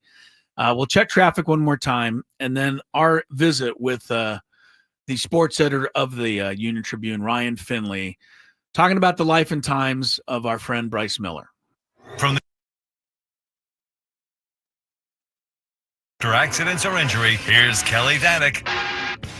Traffic is sponsored by your local San Diego County, the UPS stores. Well, things are winding down pretty nicely on our roads. We do have one problem to watch out for. Southbound side of the 5, right past SeaWorld Drive. Reports of a trash can bouncing around in the left lane. Your local San Diego County, the UPS store locations are hosting a shred event from April 7th through April 15th. 50% off shredding services. Visit the upsstore.com for the location nearest you. See store for details. I'm Kelly Danick with Gwynn and Chris, San Diego's #1 sports station, 97.3 The Fan. The sports editor of the UT is nice enough to join us. Ryan, we are all completely heartbroken at this news. This is much too soon to lose a wonderful, wonderful human being. Yeah, thank you for having me on and for taking some time to talk and to think about Bryce. Yeah, it's been a rough, couple weeks. As Bryce wrote about, and as he was diagnosed with muscle invasive bladder cancer after we all returned home from the Final Four in 2023. He hadn't been feeling well when he got home, and went to the doctor. And months later, this was sort of the discovery. And he wrote at length about his treatment and some of the stuff that he had gone through. And up until 2 or 3 days before he ended up going to the hospital, he was writing for us. He was in Peoria, at this time last month, writing stories on Connor Joe and Jason Hayward and all those guys. And, to use a horse racing term, Bryce went to the post, every day when he didn't feel good, when he had doctor's appointments, when he was scared, when he was tired. Bryce loved the job. He loved to write. He loved the work. And just like you said, a wonderful human being with a great work ethic. And I miss him, but I know that our readers are going to miss him more just because of all the things that he brought to our paper. And to our community. I mentioned it earlier, Ryan. I mean, he touched all of us in this profession, but also people that are listening. They heard Bryce Miller on our show dozens of times, and he always, took the time to be present in one of those interviews. Like, he looked forward to it and gave us everything that he had and great insight and humor. You talked about, when he was first diagnosed a couple of years ago, he became a bit of an inspiration to a lot of us because he was willing to write about it and share what he was going through. And I've always felt that unselfishness in somebody can go a long way helping somebody else out there who might feel lonely going through the same thing, or might feel like they're scared, or they don't feel like they have anybody in their corner. And I thought that was one of his great gifts the last couple of years, that he shared what was happening with him with the rest of us. Right. Well, and you know why he did that? It was because in his reporting and in his writing for years and years, he would talk to all these other people about what got them through and about the courage that they had. And he wrote about this. He drew on that when he was diagnosed with cancer that he knew was, at the very least going to be a very serious cancer. He drew inspiration from, he talked about going to see Meb in Eritrea, about Bruce Bochy with the things that he had gone through, with other, sort of inspirational figures from throughout San Diego. He drew on them and on their stories, when he needed to sort of get his nerve up for a treatment or a procedure that wasn't going to be particularly fun. And so, I think that he felt that he owed it to other people in our community to write about what he had been going through, and how he kept going. And I'll say this as somebody who talked to Bryce, just about every day he was working when he went through his treatment. He would tell you all about it if you asked, and he'd tell you about the science and everything else. But he tried so hard not to let it define him. He was a world traveler. Even when he was sick and undergoing treatment, he had so many interests outside of San Diego and outside of sports, and he could still be a fan. One of the things that I really like about him, and it's hard because I keep referring to him in present tense. One of the things I like about him was, he asked for a couple days off on the weekend because he wanted to go see Caitlin Clark play in LA. He was from Iowa. She went to Iowa. He didn't want to go write a story on her. He didn't want to go sit courtside and try to come up with how this affects San Diego. He just wanted to go watch her so he could say he did. So because he was a fan. And, he had a little bit of that wonder still that I think in sports writing, unfortunately, kind of gets, pounded out of us over the years. He was able to step back and appreciate cool things. He used the word cool a lot. When we were at the Final Four, it was the first time I had spent a lot of time with him. I can't tell you how many times we looked at each other from, center court of the Dome in Houston, the NRG Arena or whatever it was, the Dome there, and being like, God, this is cool, And he never lost that sense of what he got to do for a living was really fun and really cool. Definitely. We're talking to Ryan Finley, San Diego Union Tribune here on 97.3 The Fan about Bryce Miller. He passed away over the weekend. Very sad for a lot of people here in San Diego. But we actually caught up, Ryan, Chris and I did at the SDFC game a couple weeks ago, and you were telling us some of the things. We were just talking about Bryce a little bit, and you were talking about how he was never afraid to go up and ask someone for an interview, and Chris and I both looked at each other and said, well, that's why we're not doing sports writing, because we don't like doing that.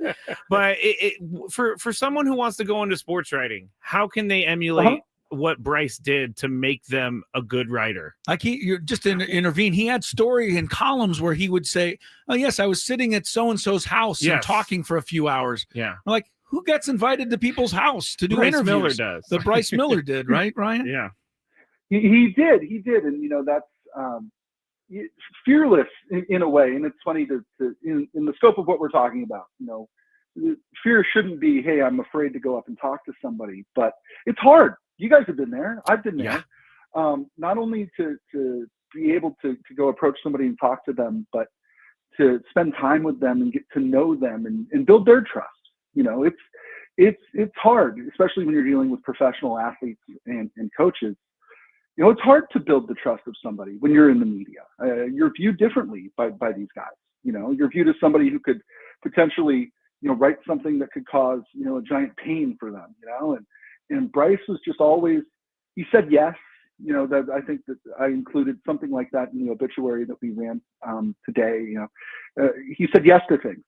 Hey, you want to go fishing? Sure. You want to go hunting? Yes. And he got to know, I think, so many of his best sources. He got to know them, sort of outside the stadiums and the arenas. He and Dick Enberg would go to breakfast. That's what I said to him when I first got to know Bryce. I said, you got to go to breakfast with Dick Enberg 10 times, 12 times, whatever it was. I was like, did you ask him about this and this and this? And, my advice, I guess the lesson that Bryce has taught me too is to always say yes to something new and something different.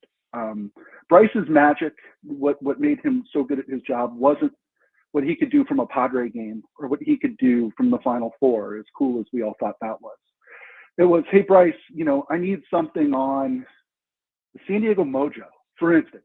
And he'd go out and he found a story that was just amazing, right? He talked to their two new owners and found really something great out of it. Or he would go out to Del Mar and say, if I'm going to get there early, I'm going to find something. I'm going to hunt for something. And, those were when we got Bryce's best stories, was when he would just kind of go someplace where no other media person was, go someplace that wasn't part of the scrum, wasn't part of the press conference. And he would just go find things on his own. And all of my favorite Bryce stories start that way, with him telling me at 8 a.m. that he's going to go hunting for something. And by the end of the day, he had a story that was the best thing in our paper. Talking to Ryan Finley, San Diego Union Tribune, about Bryce Miller. And my last thing, I wanted to tell this story to you because not many people know this. I just told Chris for the first time before the show. But last year, when Bryce took a trip down to Patagonia, Argentina area in southern South America, and I texted him to come on the show, not knowing that he was in South America at the time. But he texted me back. He said, hey, I would love to, but the reception's not that great down here in Patagonia. And I thought he was joking. And then he started sending me pictures of him down there in Argentina and everything. And I'm just telling this story and relaying this story because people do not get back to you about interviews if they're not going to do it, let alone someone who's in Patagonia searching for cell phones signal. So I just wanted to share that with you and share that with the listeners, that's the type of guy that Bryce is and was. He lived life. One of my colleagues told me that the other day, while I'm here worrying about getting the paper out, Bryce was out there living and he traveled everywhere. He went to Korea with the Padres last year, came home, took a week in San Diego, and then flew to Japan for fun. He explored. he loved the world, he loved people, and that's one of the lessons from his life that I will take with me, which is maybe shut the laptop every once in a while and go meet somebody or go someplace new. That's a really good point. I think that's that's something that in our business, when you do what you love, it doesn't feel like work. But Bryce was very conscious about, hey, I'm gonna unplug for a week and go fishing, or I'm gonna travel someplace I've never been before, because that was just the way he was. And he covered 6 Olympics. He's been to dozens and dozens of countries, and I think that's a really good way to live life. Your article on today was absolutely incredible, and I want everybody to take a minute to read it, whether it's online or you go pick up a paper today. Read what Ryan, his account of the life and times of Bryce Miller, and there's a picture of him here holding a fish. He looks about as happy as anybody ever could. The services are pending. We had brought up the website a couple of weeks ago for his family that was, needing donations and stuff to provide for his care. I imagine that is something that we can still do to help out, even at this point. Do you remember what Skraby? You put that up on the webpage, didn't you? I have to. Yeah, it's a GoFundMe. Yeah, it's a GoFundMe. Okay, GoFundMe. Yeah, I think that you could Google GoFundMe and Bryce Miller, and things will come up. I'll tweet it out over as well. Over the last 3-4 weeks, I got to know his family really well. His family and friends, stopped what they were doing in life and came here to be by his side. And he had dozens and dozens of people visiting. And that obviously is expensive. And while we were hoping that money would go toward, recovery, I still think that a donation there is a really good thing to do if you love Bryce or if you just even appreciated his work. Well, Ryan, we did love him, and we appreciate you coming on to talk about our friend, Bryce Miller. And, our thoughts are going to be with you guys and with his family. And for all of us, we all lost a piece, over the weekend because we've been involved. We've been read him, we've heard him, and he will continue to be a big part of us. And I did take a second to appreciate Mike Schilt, who opened his press conference today in Peoria by talking about Bryce Miller before he took any questions. Yeah. And that should tell you a little something about the kind of effect that Bryce Miller had. Ryan, thanks so much, man. We appreciate it. And we'll look forward to catching up to you under better circumstances down the road. Thank you, sir. Great. Anytime. Thanks, guys. Yes. Very good. Ryan Finley, the sports editor of the San Diego Union Tribune. Yes, indeed. And, in honor of Bryce Miller, the next time you get an opportunity to do something, say yes. That was Bryce Miller, man. Yeah. He always wanted to participate. And it's a nice lesson for all of us. Go out there and have some fun. Go out there and do what you want to do. Say yes. I get caught up in stuff too much. We all do.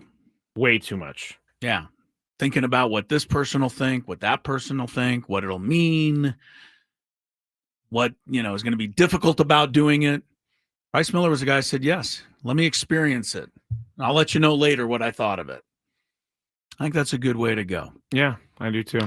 All right. On that unfortunate, sad note, we'll send it to you, Skraby, to pick up the pieces. Good luck here on the Chronicles.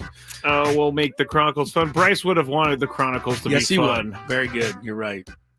Good story by you on him getting back to us from down in the depths of the like near Antarctica, basically. The southern hemisphere. Yes. Still trying to be on the show. Yep. All right. Tony joins us in studio tomorrow, full 4 hours. We'll have start our baseball picks segment tomorrow. So look forward to that. Little Chris's Fantabulous Sports Game Show. Starting tomorrow at 2. Skraby's next.